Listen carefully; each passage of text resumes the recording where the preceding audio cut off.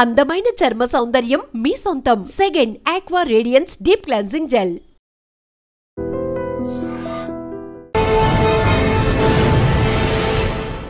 Welcome to crime diaries. ప్రజలు ఎక్కడ హక్కులు కోల్పోతారో వాళ్ళ పక్షాన గొంతుకి నిలబడతారు ఆయన. కార్మిక చట్టాలు ఎక్కడ అమలు కావో వాళ్ళ పక్షాన పోరాటం చేస్తారు ఆయన. ఆయనే ఈ వారం మన గెస్ట్. పేరు భీమారావు గారు, హైకోర్టు అడ్వకేట్, అమరావతి.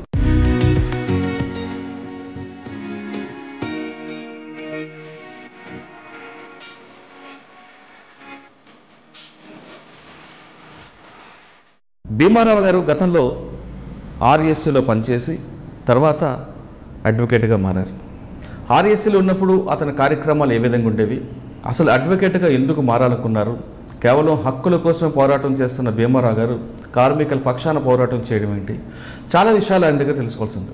అయితే ముఖ్యంగా ఆయన బొజ్జా తారకం గారు, హరగోపాల్ గారు, బాలగోపాల్ గారి దగ్గర, అంటే ఒక ప్రముఖ ముగ్గురు లెజెండ్స్, వాళ్ళ దగ్గర పనిచేసిన అనుభవం కూడా ఉంది. ఆయన అడిగి అసలు కార్మిక చట్టాలు ఏ విధంగా అమలు అవ్వాలి, ప్రతి కార్మికుడు తమ హక్కుల కోసం ఎలా పోరాటం చేయాలి, హక్కులు ఏ విధంగా కోల్పోతున్న వాళ్ళకి వాళ్ళ పక్షాన భీమారావు గారు ఏ విధంగా పోరాటం చేస్తారు అనే అంశాన్ని నాణ్యత తెలుసుకుంది. భీమారావు గారు నమస్తే అండి. నమస్కారం అండి. భీమారావు గారు, యాక్చువల్గా మీ గురించి 2019-20లో ఒక రిటైర్డ్ ఎస్పీ గారు చెప్పారు. ఆయన ఇంటర్వ్యూ అయిపోయిన తర్వాత నాకు గట్టిగా ఫైట్ ఇచ్చిన వ్యక్తి అని మీ పేరు చెప్పారు. ఆయన పృథ్వీనారాయణ గారు. అప్పటి నుంచి అనుకుంటున్న లక్కీగా మాకు శ్రీకాంత్ గారి ద్వారా వల్ల మీరు మాకు ఎదురయ్యారు. సార్, యాక్చువల్గా ఆర్ఎస్ భావాలు వేరు, కమ్యూనిజం భావం వేరుగున్నప్పుడు ఆ వ్యక్తి ఇందులోకి ఎందుకు రావాలనుకున్నారు, వచ్చిన తర్వాత అడ్వకేట్గా మారడం అన్నది ఒక కొత్త కాన్సెప్ట్. ఎందుకంటే కొంతమంది వేరే వేరే దీంట్లో వెళ్తారు, అంటే ఆ భావజాలం ఉన్నవాళ్ళు ఆ భావజాలం వైపు వెళ్తారు. కానీ అడ్వకేట్గా మారి తిరిగి మీరు అదే భావజాలంలో ఉండి ప్రజల పక్షాన పోరాటం చేయడం, ఎక్కడ హక్కులు కోల్పోతున్నారో హక్కులు వాళ్ళ పక్షాన ఉండడం, ఇంకా చాలా విషయాలు కనిపిస్తుంటాయి. అన్నిటికన్నా ముఖ్యంగా మీకు హరగోపాల్ గారు, బాలగోపాల్ గారు, బొజ్జా తారకం గారు లాంటి వాళ్ళ దగ్గర పనిచేయడం అనేది ఒక పెద్ద మీకు ఒక బ్రాండ్ అనేది చాలామంది చెప్తుంటారు. ఇటీవల జరిగిన యానంలో జరిగిన టైల్స్ కంపెనీ కేసు అవ్వచ్చు, లేదా టీసీఎస్ కేసు, ఇటువంటి కేసులన్నీ కూడా మీ కెరీర్లో కనిపిస్తుంటాయి. జనరల్గా కార్మికులు ఎలాంటి హక్కులు ఉంటాయి, ప్రతి కార్మికుడికి ఉన్న హక్కులు ఏంటి, వాళ్ళకి ఎలాంటి, అంటే వాళ్ళకి కంపెనీ వాళ్ళు ఎలా మోసం చేస్తుంటారు, వాళ్ళకి వాళ్ళ హక్కుల గురించి కానీ వాళ్ళకి సంబంధించిన విషయాలు తెలియకపోవడం అనేది, వాళ్ళ పోరాటం ఏం చేయాలి, అసలు వాళ్ళకి ఎన్ని గంటల డ్యూటీ ఉంటుంది, వాళ్ళకి కార్మిక వేతనం ఏమని చెప్తుంటుంది, కార్మిక చట్టాలు ఏం చెప్తున్నాయి అనే ప్రశ్నలకు సమాధానం చెప్పే ముందు ఒకసారి భీమారావు గారి కుటుంబ నేపథ్యం చెప్పండి. రాజమండ్రిలో చదువుకున్నాను. మా ఫాదర్ వాళ్ళది ప్రకాశం డిస్ట్రిక్ట్ ఒంగోలు దగ్గర ఉన్నటువంటి గ్రామం. ఆయన రైల్వేలో ఎంప్లాయీ. సో ఆయన రైల్వేలో బ్రిడ్జ్ ఇన్స్పెక్టర్గా ఉన్నప్పుడు రాజమండ్రిలో పోస్టింగ్ ఉండేది. రాజమండ్రిలో ఉండేవాళ్ళం. చిన్నప్పటి నుంచి అక్కడే చదువుకున్నాను. నాకు ఈ సమాజం, దీనికి సంబంధించినటువంటి అంశాల మీద ఒక కాన్సన్ట్రేషన్ రావటం కానీ, ఒక సమస్యల మీద పట్టించుకోవాలని అభిప్రాయం రావటం కానీ విద్యార్థి దశ నుంచి ఉండేది. విద్యార్థిగా ఇంటర్మీడియట్లో నేను గవర్నమెంట్ జూనియర్ కాలేజ్ రాజమండ్రిలో చదువుకున్నాను. అక్కడ ఒక మాకు ప్లస్ ప్రిన్సిపాల్కి మధ్య అక్కడ ఒక చిన్న వివాదం నడిచింది. అది చాలా సోషల్ కాన్ఫ్లిక్ట్, క్యాపిటేషన్ ఫీజు ఆ టైంలో వచ్చినటువంటిది. ఆ మూమెంట్ని చాలా సీరియస్గా నడిపాము. అక్కడ నేను, డొక్కా పద్మనాభరావు, సునీల్, ఇట్లా కొంతమంది విద్యార్థులు ఉండేవారు. అక్కడ పీడిఎస్యు ఆధ్వర్యంలో ఆర్గనైజ్ అయ్యింది. అప్పుడు అది చాలా పెద్ద మూమెంట్గా నడిచింది. ఎంత అంటే ఒక సంవత్సరం పాటు పెద్ద మూమెంట్ అది. అక్కడ ఆ మూమెంట్లో ఈ డొక్కా పద్మనాభరావు అనేటువంటి ఆయన, ఇప్పుడు రోహిత్ ఏ రకంగా అయితే సూసైడ్ చనిపోయే పరిస్థితి వచ్చిందో, ఆ మూమెంట్లో ఆ రోజుల్లో డొక్కా పద్మనాభరావు అనేటువంటి వ్యక్తి సెల్ఫ్ ఇమోలేషన్ చేసుకొని ఆ మూమెంట్లో చనిపోయాడు. సో అప్పటి నుంచి నాకు సామాజిక అంశాలలో నేను ఉండాలి, ఇట్లా ఏ సమస్యల పట్ల అయినా సరే మనం పోరాటంలో భాగమై ఉండాలి అనేటువంటిది ఒక కాన్సన్ట్రేషన్గా, ఒక సీరియస్గానే తీసుకున్నాను. అతను నా చైల్డ్హుడ్ నుంచి, ఆ చనిపోయిన డొక్కా పద్మనాభరావు నా చైల్డ్హుడ్ నుంచి ఫస్ట్ క్లాస్ నుంచి ఇంటర్మీడియట్ దాకా కూడా నా benchmate, schoolmate. So అది అక్కడ కూడా క్యాస్ట్ అట్రాసిటీకి సంబంధించినటువంటి ఫైట్ అది. దాంట్లో రెవల్యూషనరీ భావజాలాలు ఉండేటువంటి సంఘాలతో పరిచయం అవ్వడం, అక్కడి నుంచి నాకు ఆంధ్ర యూనివర్సిటీలో ఉండేటువంటి అంకాళ్ళ భాస్కర్ నాయకత్వం అనేటువంటిది నన్ను కలవటం, వాళ్ళు ఆ కలిసేటప్పుడు క్రమంలో వాళ్ళతో పాటు అధ్యయనం, వాళ్ళతో పాటు తిరగటంలో ఆర్ఎస్యూలో నేను వెళ్ళటం జరిగింది. రాజమండ్రి ఆర్ట్స్ కాలేజ్లో కూడా కొన్ని గ్రూపులు ఉంటాయి. అప్పట్లో వాళ్ళు కూడా గోకవరం ఒక బ్యాచ్ అని, రంపచోడవరం బ్యాచ్ అని, సీతమ్మ సందు బ్యాచ్ అని, నల్లమందు శాంత్ బ్యాచ్ అని 4-5 బ్యాచ్లు ఉండేవి. అంటే ఆ బ్యాచ్ల్లో ఏ బ్యాచ్ కూడా మీకు ఎదురుపడలేదు? నేను ప్రత్యేక అంటే మేము అప్పుడు ఇంటర్మీడియట్లో ఉన్నప్పుడు ఫస్ట్ ఇప్పుడు ప్రజాపంద అనేటువంటి పీడిఎస్యూ ఉంటుంది, జే వెంకటేశ్వర అని కాకినాడలో జేవీ ఉంటుంది. ఆయన మమ్మల్ని అప్పుడు ఆర్గనైజ్ చేసినటువంటి వ్యక్తి. అక్కడ మేము కేవలం అధ్యయనానికి ఎక్కువ ఇంపార్టెన్స్, మూమెంట్స్లో అప్పట్లో నెల్లిమర్ల మూమెంట్కి కూడా మేము పార్టిసిపేట్ చేసినట్టు. అంటే గోకవరం వాళ్ళు మీకు ఎక్కడ ఎదురుపడలేదు? మేము పెద్దగా ఎదురుపడలేదు. అంటే నెల్లిమర్ల ఇంటర్మీడియట్ తర్వాత ఆంధ్ర యూనివర్సిటీకి వచ్చేసాను. మీకు Rajahmundry arts college, degree college విశాఖపట్నంకి వచ్చేసాను. విశాఖపట్నంలో ఇక విశాఖపట్నం ఏ కాలేజ్ చేశారు? విఎస్ కృష్ణ కాలేజ్ చేశాను. ఓకే, అక్కడ మీకు మరి అక్కడ ఇక భాస్కర్ గారు, అంకాళ్ళ భాస్కర్ గారు అప్పటికి నిషేధం వచ్చేసింది. ఆయన ఓపెన్గా కొంతకాలం పనిచేసి తర్వాత అండర్ గ్రౌండ్ లీడర్గా మమ్మల్ని కలుస్తూ ఉండేవారు. అంటే ఆ మూమెంట్లో మీరు చేసిన పనులు ఉన్నాయి? మేము అక్కడ ఉండే నెల్లిమర్ల జూట్ మిల్ కూడా చెప్తున్నారు కదా. నెల్లిమర్ల జూట్ మిల్స్ టైంలో ఇక్కడ రాజమండ్రిలో ఉన్నప్పుడే ఆ మూమెంట్ని మేము కొంత రోడ్డు మీద ధర్నాలు చేయడం వాటిలో భాగస్వామ్యం. అంటే ఒక ఉద్యమ నేపథ్యం చెప్తే కనుక విద్యార్థి దశ నుంచి ఇంటర్మీడియట్ నుంచి మొదలై దాదాపు 2000 వరకు ఆ ఉద్యమాల్లో భాగస్వామ్యం అవుతూ ఉండేవాళ్ళు. ఓకే, ఆంధ్ర యూనివర్సిటీలో మీరు ఉన్నప్పుడు భాస్కర్ గారి సారథ్యంలో మీరు పాల్గొన్న ఉద్యమాలు? ఆంధ్ర యూనివర్సిటీలో అప్పట్లో మహిళలకు సమాన హక్కులు అనేటువంటి ఎంప్లాయ్మెంట్లో కానీ వాటిలో కానీ పర్సంటేజ్ మూవ్మెంట్ కానీ, తర్వాత పాలిటెక్నిక్ కాలేజెస్లో ఉండేటువంటి మూవ్మెంట్స్లో కానీ వీటిలన్నింటిలో పార్టిసిపేట్ చేసాము. ముఖ్యంగా అక్కడ ట్రైబల్స్కి సంబంధించినటువంటి కాలేజీలు, ప్రైవేట్ కాలేజెస్ వాళ్ళు వచ్చి అక్కడ పెడుతూ ఉండేవాళ్ళు. వాళ్ళు స్కాలర్షిప్ బేస్డ్ మీద నడుస్తుండే. ఆ ట్రైబల్ స్టూడెంట్స్కి ఫుడ్ పెట్టడంలో కానీ, ఆ కాలేజీని నడపడమే కాకుండా స్టూడెంట్స్ని బాగా చూడాలనేటువంటి అభిప్రాయం లేకుండా మేనేజ్మెంట్స్ ఉండేటువంటి పరిస్థితుల్లో ఆ స్టూడెంట్స్ని మేము ఆర్గనైజ్ చేసి వాళ్ళకి ఒక మంచి ఫెసిలిటీస్ కల్పించడం ఇట్లాంటివి కొన్ని చేసుకుంటూ వెళ్ళాము. ఆంధ్ర యూనివర్సిటీలో జరిగిన చాలా మూమెంట్స్లో ఆ రోజుల్లో మేము ప్రత్యక్షంగా పరోక్షంగా. అంటే అప్పుడు అప్పారావు గారు ఒక వైస్ ఛాన్సలర్ ఉండేవారు ఆ టైంలోనా? అది అప్పుడు గోపాలకృష్ణ గారు. గోపాలకృష్ణ గారు ఆ టైంలోనే చాలా జరిగింది. అప్పట్లో ఒక మహిళా స్కాలర్ పైన ఆంధ్ర యూనివర్సిటీ లెక్చరర్స్ ప్రొఫెసర్ చేసినటువంటి ఒక ఇన్సిడెంట్, దాని మీద కూడా పోరాటం జరిగింది. అంటే అప్పట్లో పోలీసు నిర్బంధం మీరు ఎదుర్కోవడం, అరెస్ట్లో వాటికి సంబంధించిన నేను యాక్చువల్గా విద్యార్థి దశలో ఎక్స్పోజ్ కాలేదు, అంటే బయటికి పెద్దగా ఎక్స్పోజ్ కాలేదు. కానీ అంకాళ్ళ భాస్కర్ గారిని చనిపోయిన తర్వాత 90 ఏ విధంగా ఏప్రిల్లో ఆయన ఎయిర్పోర్ట్ దగ్గర ఎన్కౌంటర్ చేశారు పోలీసు. చనిపోయిన తర్వాత నా వివరాలు కొంత బయటకు రావటం, ఆ బయటకు వచ్చిన నేపథ్యంలో కొంతకాలం మళ్ళా ఆ ఏఓబి ఏరియాలో, శ్రీకాకుళం ఫారెస్ట్ ఆ ఏరియాలో కొంతకాలం లోపల ఉండి ఒక 2 సంవత్సరాల పాటు లోపల ఉండి తర్వాత బయటికి వచ్చి ఈ విద్య చదువుకొని అంటే ఏఓబిలో మీరు ఎక్కడున్నారు? మీరు ఆ అజ్ఞాతంలో ఉన్న టైంలో మీరు చేసే కార్యక్రమాలు? ఏఓబి ఏరియాలో మేము ఉన్నది శ్రీకాకుళం ఈ ఉద్దానం ఏరియాలోనే ఉన్నాం. ఉద్దానం ఏరియాలో ఉద్దానం కాబట్టి ఉద్దానం దళంలో ఉండేవాడు. అంటే బొట్టపాడు బొట్టపాడు ఉద్దానం అంటే ఇక సముద్ర తీర ప్రాంతం ఇదంతా ఉండేది కదా, అట్లా ఉండేవాడు. అక్కడ మనకి ఉండేటువంటి పరిస్థితుల్లో అక్కడ ప్రజలు ఆ ట్రైబల్ ఏరియాస్లో ఉండేటువంటి సవర ఈ పీపుల్ని కొంత దోపిడీ చేసుకునేటువంటి వ్యాపార వర్గాలని వాళ్ళని వ్యతిరేకంగా జరిగేటువంటి మూవ్మెంట్స్ అన్నింటిలోనూ ఆర్గనైజ్ చేయడంలోనూ ఇట్లా భాగస్వామ్యం ఉన్నాం.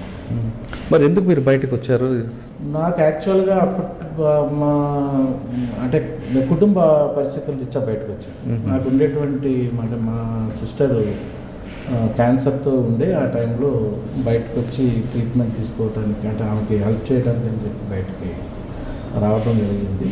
అక్కడి నుంచి బయటే ఉంది. అప్పుడు అరెస్టులు మీకు ఏం లేవు? కొంత నేను బయటకు వచ్చిన తర్వాత కేసు అయితే పడింది. ఆ కేసుని తర్వాత అది అంటే లా చేయాలని ఎందుకు అనుకుంటారండి? నేను యాక్చువల్గా అయితే మేము బయటకు వచ్చిన తర్వాత జరిగిన ఏదో ఒక అంటే ఒక మూమెంట్కి ఉపయోగపడేటువంటి పరిస్థితుల్లో ఉండాలి అని అంటే ఖచ్చితంగా అప్పటికి అంటే అకాడమిక్ కోర్స్ అంతా కూడా కొంత బ్రేక్ అయిపోయింది. 10 years అకాడమిక్ లైఫ్ అంతా బ్రేక్ అయిపోయింది. సో లా చేసి సొసైటీలో ఈ క్యాస్ట్కి సంబంధించినవి, ఈ అసమానతలకు సంబంధించినవి వాటిలో రైట్స్ ఓరియంటెడ్గా మనం ఫైట్ చేయాలి, రాజ్యాంగాన్ని అమలు పరిచేటువంటి విధంగా మనం ఫైట్ చేయాలనే ఉద్దేశంతో ఒక సీరియస్గానే లా చేయడం. ఎక్కడ చేశారండి? ఆంధ్ర యూనివర్సిటీ LLM చేశాను, ఆంధ్ర యూనివర్సిటీలో చేశాను.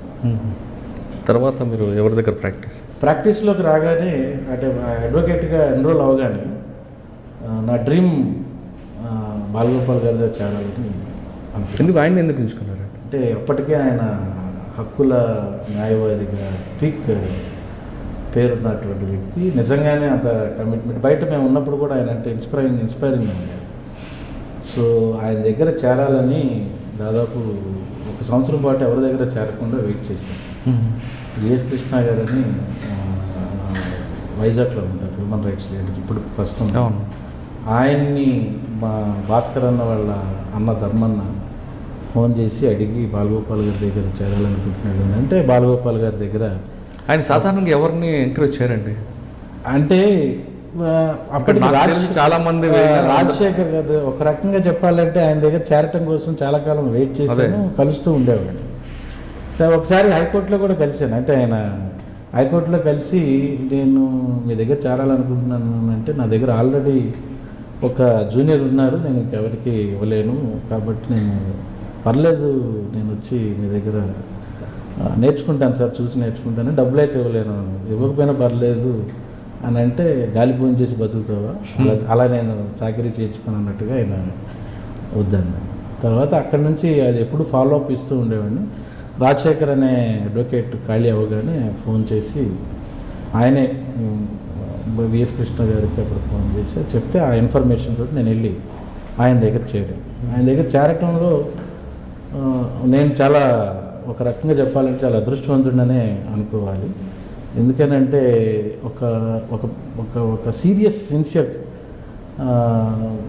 లాయర్స్ ఎట్లా ఉంటారు, అంటే హక్కులకు సంబంధించినటువంటి లాయర్స్ ఎట్లా ఉంటారు, నిజంగా ఈ ప్రజలకు సేవ చేయాలంటే ఈ వృత్తి ఏ రకంగా పని చేస్తే అది సమాజానికి సమాజానికి ఉపయోగపడుతుంది అనేటువంటిది ఆయన దగ్గర నేర్చుకోవడం.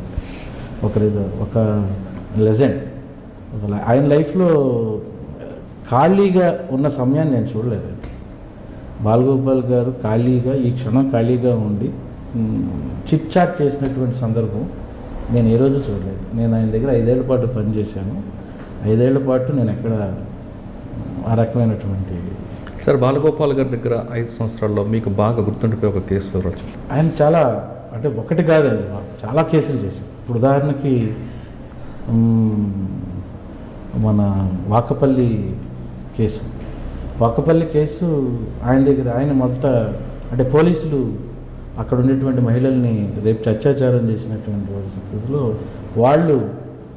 వాళ్ళపైన నేరాన్ని తీసేయమని చెప్పి క్వాష్ పిటిషన్కి ఇచ్చారు.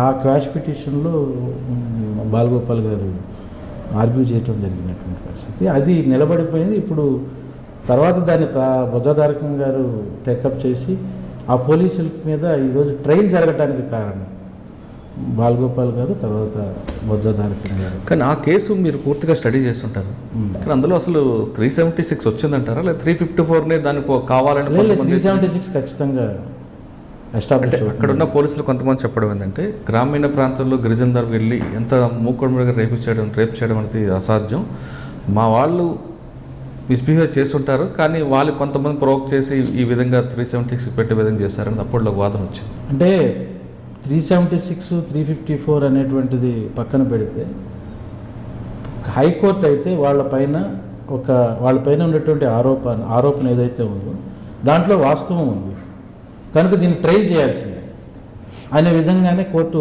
తన తీర్పును ఇచ్చింది. కాబట్టి 376, 354 అనేటువంటిది ఈరోజు ట్రయల్ నడుస్తూ ఉంది అక్కడ కోర్టు సబ్జుడిస్. కాబట్టి అట్లీస్ట్ అది రేపొద్దున అది ఏ రూపంలో బయటకు వస్తుంది అనేటువంటి తర్వాత సంగతి. కానీ 376, 354 అనేటువంటిది ఖచ్చితంగా ప్రూవ్ అవుతుంది. 354 376 ప్రూవ్ అవుతుంది అనేటువంటిది నా నమ్మకం. కానీ మెడికల్ రిపోర్ట్ దానికి అనుకూలంగా ఉందంటారా? ఎందుకంటే అప్పట్లో కేజీహెచ్ హాస్పిటల్ తీసుకురావడం, వాళ్ళని పరీక్షలు చేస్తున్నారు, చాలా కార్యక్రమాలు జరిగాయి. మెడికల్ రిపోర్ట్స్లో చాలా ఆలస్యాలు అవి జరిగాయి. 376లో కామన్గా మహిళా స్టేట్మెంట్, అంటే ఏ బాధితురాలు స్టేట్మెంట్ ఏదైతే ఉందో ఆ స్టేట్మెంట్ ఈజ్ ఇనఫ్. అది తను చేయలేదని ప్రూవ్ చేసుకోవాల్సింది నిందితుడు, ప్రధానంగా నిందితుడి మీద భారం ఉంటుంది. కాబట్టి అది మెడికల్ ఎవిడెన్స్ ఉన్నా లేకపోయినా, మెడికల్ ఎవిడెన్స్కి సంబంధించినటువంటి అంశం పక్కన పెట్టినా, అక్కడైతే సాక్షులు కానీ మిగతా వాళ్ళు కానీ చాలామంది 376 జరిగింది అనేటువంటిది ఉన్న వాస్తవం. ఓకే, తర్వాత ఇంకొక మంచి కేసు చెప్పండి. ఇక ఆయన ఇక్కడ ఉండేటువంటి హోటల్ రంగం ఏదైతే ఉందో, ఈ హైదరాబాద్లో ఉన్న హోటల్ రంగంలో పనిచేసే చాలామంది కార్మికులకి అంటే అన్యాయంగా, అన్ఫేర్గా వాళ్ళని తీసేస్తున్నటువంటి సందర్భాలు ఉంటాయి. వాళ్ళు ఏదో ఒకరోజు రాకపోతే, వాళ్ళకేదో వాళ్ళ మదర్ బాగలేకపోయినా, ఫాదర్ బాగలేకపోయినా, కార్మికుడు ఒకరోజు రాకపోతే ఆ ఉద్యోగాన్ని తొలగించినటువంటి సందర్భాలు చాలా చాలా చాలా కేసులు ఉన్నాయండి. అలాంటి కార్మికుల పక్షాన బాగా నిలబడి వాళ్ళందరికీ న్యాయం, ఉద్యోగాలు వచ్చినాయి.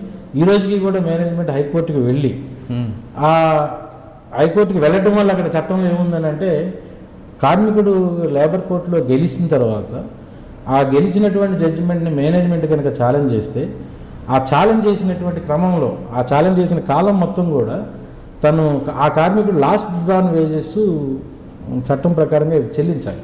ఇప్పటికీ చెల్లిస్తున్న కేసులు చాలా ఉన్నాయి. ఇప్పటికీ ఆ కార్మికులు ఆ రకంగా 17B వేజెస్ని తీసుకుంటున్నటువంటి కేసులు చాలా ఉన్నాయి. ఒకటి కాదులేండి, అంటే బాలగోపాల్ గారు చేసిన ఈవెన్ లార్జర్ బెంచ్లో ఎన్కౌంటర్లో పార్టిసిపేట్ చేసినటువంటి పోలీసులు మీద సెక్షన్ 302 అమలు చేయాల్సిందే అనేటువంటి ఆజాద్ కేసు, ఆజాద్ కాదు, ఏపీసీఎల్సీ వాళ్ళు ఫైల్ చేసినటువంటి కేసులో ఏపీసీఎల్సీ తరఫున తారకం గారు, బాలగోపాల్ గారు ఇంకొక బాధితుల తరఫున అది లార్జర్ బెంచ్కి వెళ్ళింది. 5 జడ్జెస్ బెంచెస్కి వెళ్ళింది ఇదే హైకోర్టులో.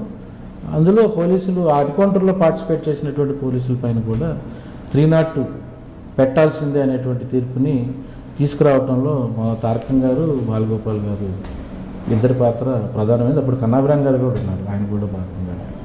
ఓకే సార్, బాలగోపాల్ గారి దగ్గర నేను ఒక కేసు చూశానండి. జనరల్గా ఆయన దగ్గరికి ఎవరైనా పిటిషనర్ వస్తే వాళ్ళు చెప్పిన సమస్య విని ఆయన సొంత ఇంట్లో జరిగినట్లు ఫీల్ అయ్యి ఆ ఎమోషన్ చూపించడం, వాళ్ళతో ఇంటరాక్ట్ అయ్యి, అసలు ఒక అడ్వకేటు ఒక బాధితుల్లా లేకుండా ఇంట్లో అన్నదమ్ములు ఎలా మాట్లాడుకుంటారో ఆ విధంగా మాట్లాడుకుంటారు.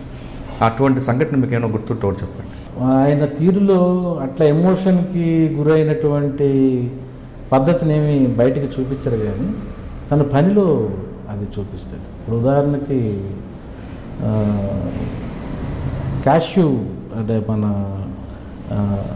శ్రీకాకుళం జిల్లాలో ఈ జీడిపప్పులకు సంబంధించినటువంటి ఫ్యాక్టరీలని అక్కడ దానివల్ల వచ్చే పొల్యూషన్ వల్ల అక్కడ ప్రజలు చాలా ఊపిరితిత్తులకు సంబంధించినటువంటి ఇది డిసీజెస్ని ఎదుర్కొంటూ ఉన్నారు. వాళ్ళందరి తరఫున పొల్యూషన్ కంట్రోల్ బోర్డు వాటిల్లో ఇక్కడికి వచ్చి దాన్ని తొలగించడానికి కేసు పెడితే, అక్కడ ఉండేటువంటి ఆ ఫ్యాక్టరీని తొలగించి అక్కడ చాలా దూరానికి తీసుకెళ్లాలనేటువంటి ఒక కేసు పెడితే, ఆ కేసులో పొల్యూషన్ కంట్రోల్ బోర్డులో సార్ అపీర్ అయ్యారు. నిజంగానే పొల్యూషన్ కంట్రోల్ బోర్డులో అటువంటి తీర్పు అప్పుడు ఇప్పుడున్న బెంగళూరు కర్ణాటకకి వెళ్ళిపోయిన ఎస్వి భట్ గారు, జస్టిస్ ఎస్వి భట్ గారు అప్పుడు ఆ ఫ్యాక్టరీ ఓనర్స్ తరఫున న్యాయవాదిగా పొల్యూషన్ కంట్రోల్ బోర్డులో ఉన్నాను. ఆ కేసులో కూడా బాలగోపాల్ గారు బాగా గెలిచారు. అదొకటి శ్రీకాకుళంలో జరిగినటువంటి చాలా మూమెంట్స్. అంటే జనరల్గా ఆయన జూనియర్స్ ఏం చెప్తుంటారండి? ఎక్కువ ఏం చెప్పరండి, ఆయన చూసి నేర్చుకోవాల్సింది అంతే. ఆయన చెప్పేది ఏమి ఉండదు, ఆయన్ని చూసి నేర్చుకోవటమే తప్ప ఆయన చెప్పేది ఏమి ఉండదు. ఇందాక మీరు హరగోపాల్ అన్నారు, హరగోపాల్ గారితో బాలగోపాల్ ఓన్లీ బాలగోపాల్ గారే బొజ్జదారకం గారి దగ్గర నేను పనిచేశాను. సో బాలగోపాల్ గారి అంటే ఒకటి కాదులేండి, ఒకటి చెప్పాలి అని అంటే ఆయన కేసులు చెప్పడానికి చాలా ఉన్నాయి. కార్మికుల కేసులు మొదట ఆయన ఎక్కువగా ట్రైబల్కి ఎవరికైనా అన్యాయం జరిగితే ట్రైబల్ తరఫున చాలా సీరియస్గా కేసులు చేస్తారు. తర్వాత బాధితులే ఎవరు బలవంతుల పక్షాన కానీ లేకపోతే ఈవెన్ మాలా మాదిగా కాన్ఫ్లిక్ట్ వచ్చినప్పుడు కూడా మాదిగా క్యాస్ట్కి సంబంధించినటువంటి దాని మీద ఆర్గ్యుమెంట్స్ రాసివ్వటంలో ఆయనే తయారు చేసి ఇచ్చారు. సార్ మీరు బాలగోపాల్ గారి తర్వాత బొజ్జా తారకం గారితో మీకున్న అనుబంధం చెప్పండి. బొజ్జా తారకం గారు చాలా ఒక రకంగా చాలా రెస్పెక్టబుల్ పర్సన్. అది ఆయన పద్ధతి ఎవరినైనా ఆకర్షిస్తుంది. అంటే ఎంతో చాలా గౌరవంగా చూస్తారు. ఆయనతో నేను చాలా జూనియర్. ఆయనతో పోల్చుకుంటే అప్పటికే 60 ఏళ్ల ప్రాక్టీస్ ఉన్నటువంటి తారకం గారి దగ్గర నేను చాలా జూనియర్. నాకు ప్రాక్టీస్లోకి వచ్చిన తర్వాత తారకం గారిని ప్రత్యక్షంగా కలుస్తూ ఉండేవాడిని. ముఖ్యంగా యానాం ఇన్సిడెంట్ ఏదైతే జరిగిందో, యానాం ఇన్సిడెంట్ జరిగేటప్పటికి నేను బాలగోపాల్ గారి దగ్గర లేబర్ లాని ప్రాక్టీస్ చేస్తున్నటువంటి న్యాయవాదిగా, అప్పటికి బాలగోపాల్ గారు చనిపోయారు, లేబర్ లా ప్రాక్టీస్ చేస్తున్నాను కాబట్టి తారకం గారు నన్ను ఒకసారి వేరే ఆయన ద్వారా కబురు పెట్టి రమ్మంటే వెళ్ళాను. వెళ్తే ఈ ఇన్సిడెంట్లో మనం లేబర్ తరఫున సీరియస్గా నిలబడి ఫైల్ చేయాలి దీంట్లో అని చెప్పి ఆ యానాం కేసుని ప్రత్యక్షంగా ఆయనే నాకు అప్పచెప్పారన్నమాట. ఒకసారి ఆ యానాం కేసు వివరాలు చెప్పండి. మీకు తెలుసు, రీజెన్సీ సిరామిక్స్ ఫ్యాక్టరీ అనేటువంటిది యానాంలో చాలా ప్రెస్టీజియస్ ఫ్యాక్టరీ. ఓకే, యానాంలో చాలా ప్రెస్టీజియస్ ఫ్యాక్టరీ. అది దాదాపు 900 మంది కార్మికులతో ఉండేటువంటి రన్ చేసేటువంటి ఫ్యాక్టరీ.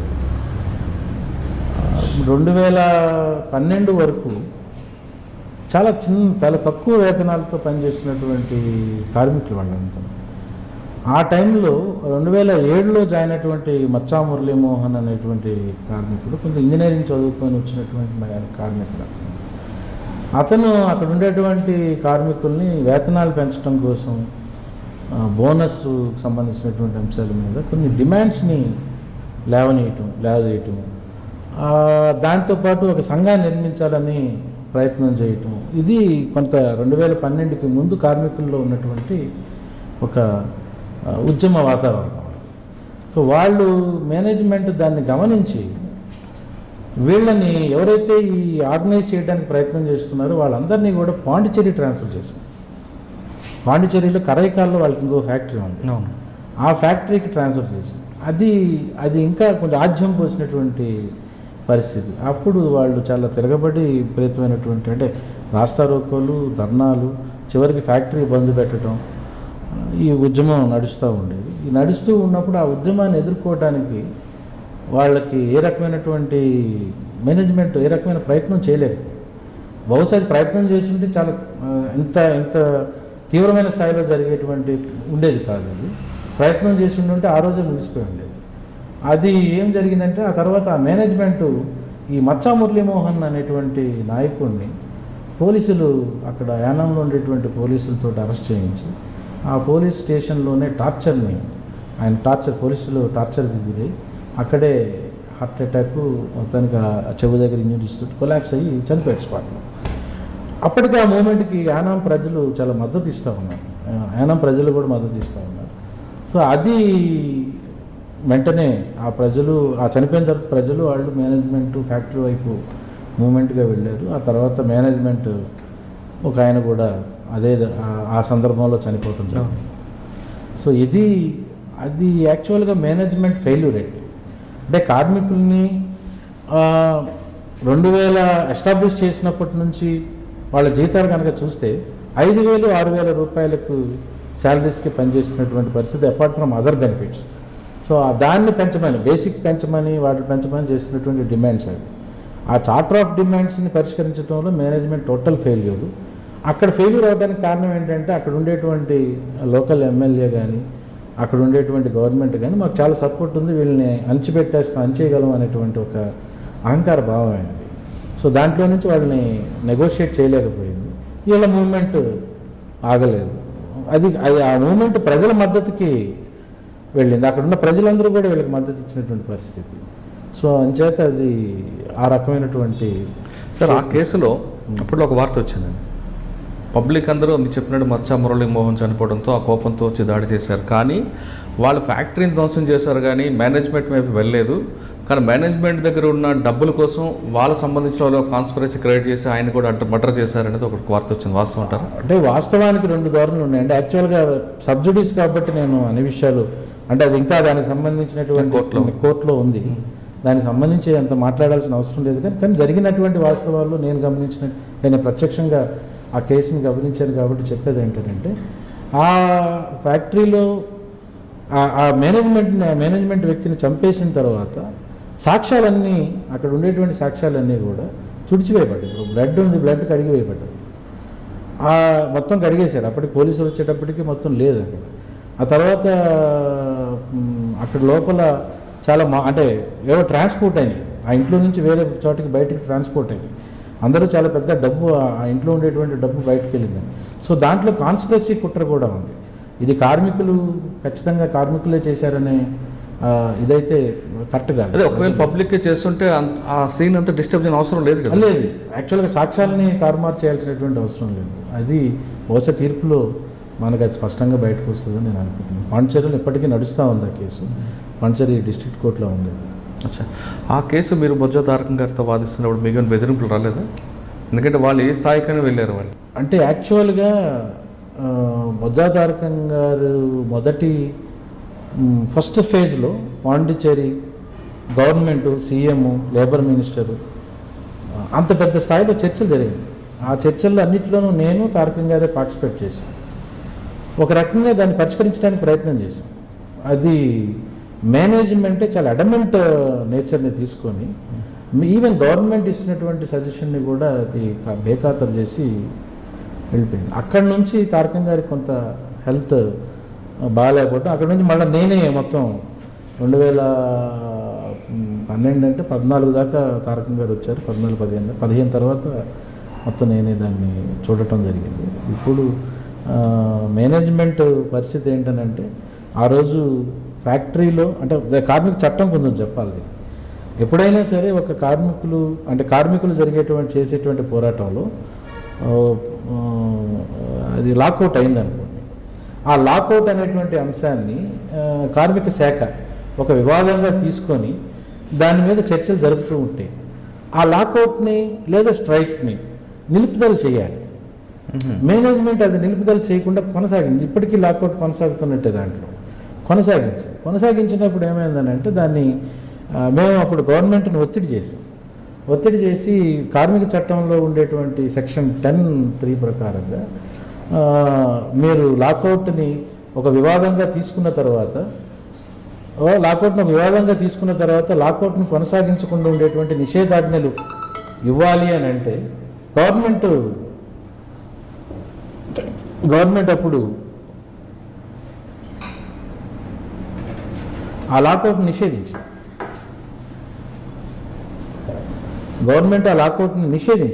నిషేధించిన తర్వాత కూడా లాకౌట్ కొనసాగుతూ ఉంది. కాబట్టి ఏమైందనంటే లాకౌట్ నిషేధించిన తర్వాత కూడా లాకౌట్ని కొనసాగించినటువంటి పరిస్థితి ఉంది. కాబట్టి మేనేజ్మెంట్ వాళ్ళకి జీతాలు ఇవ్వాల్సినటువంటి పరిస్థితిలో పడ్డది. దాని తర్వాత ఆ నిషేధించినటువంటి జీవోని చెన్నై హైకోర్టుకి వెళ్ళి స్టే చేసుకోవడానికి ప్రయత్నం చేశారు. ఆ క్రమంలో ఆ మూమెంట్ 9 ఏళ్ల పాటు కొనసాగింది. ఇప్పుడు వాళ్ళిద్దరి మధ్య ఒక ఒప్పందం కుదిరింది. కార్మికులకి మేనేజ్మెంట్కి మధ్యన నేనే ప్రత్యక్షంగా ఉన్నాను. జిఎన్ నాయుడు గారితో కూడా అప్పుడు మాట్లాడటం జరిగింది. ప్రత్యక్షంగా మేమందరం కలిసి దాన్ని ఒక ఒప్పందానికి తీసుకొచ్చి ఈరోజు అక్కడ ఒక్కొక్క కార్మికుడికి మేనేజ్మెంట్కి ఉండేటువంటి ఒక స్థలంలో ప్రతి కార్మికుడికి 3 సెంట్ల స్థలం, అది ఒక 6,000 ఎంత ఖరీదు చేస్తుంది. ఇప్పుడు 6 లక్షలు ఖరీదు చేస్తుంది. 6 లక్షలు ఖరీదు చేసేటువంటి ఒక 3 సెంట్లు ప్రతి కార్మికుడికి మేనేజ్మెంటే ఇచ్చేలాగా, ఫ్యాక్టరీ తెరవని అంటుంది కాబట్టి సో మేనేజ్మెంట్ ఇచ్చేలాగా ఒక ఒప్పందానికి తీసుకొచ్చాం. సార్ దీనివల్ల ఏం సాధించారండి మేనేజ్మెంట్ అంటే కార్మిక ఉద్యమాల్లో కార్మికులను అణిచివేయటానికి మేనేజ్మెంట్స్ చట్టాన్ని ఉల్లంఘిస్తాయి, బేఖాతరు అంటే ఒక పెద్ద గవర్నమెంట్ అంటే కాన్స్టిట్యూషన్ కానీ దేన్నైనా కూడా అవి బేఖాతరు చేస్తాయి, పట్టించుకోవు. కేవలం వాళ్ళ ఎడమెన్సీని నిలబెట్టుకోవడానికి, కేవలం వాళ్ళ అజమాయిషీ ఉండడానికి వాళ్ళ మధ్య కార్మికుల మధ్య వాళ్ళ మధ్య ఒక ఒప్పందానికి రాకుండా ఇలాగా కొనసాగించి చివరికి ఏమవుతుంది ఫ్యాక్టరీ బూజు పట్టే స్థాయికి తీసుకెళ్ళారు అంతే తప్ప ఇంకేం వాళ్ళకి లాభమే లేదు అందులో. అదే చివరికైతే మరి కాంప్రమైజ్కి వచ్చారు కదా. కాంప్రమైజ్కి రావాల్సిందే, చట్టం అది. అవును, ఆ పని ముందే చేయొచ్చు కదా. ఇప్పుడు ఆ పని మేము ముందు నుంచి అడుగుతున్నాము, అంటే కాంప్రమైజ్ అడగట్లేదు.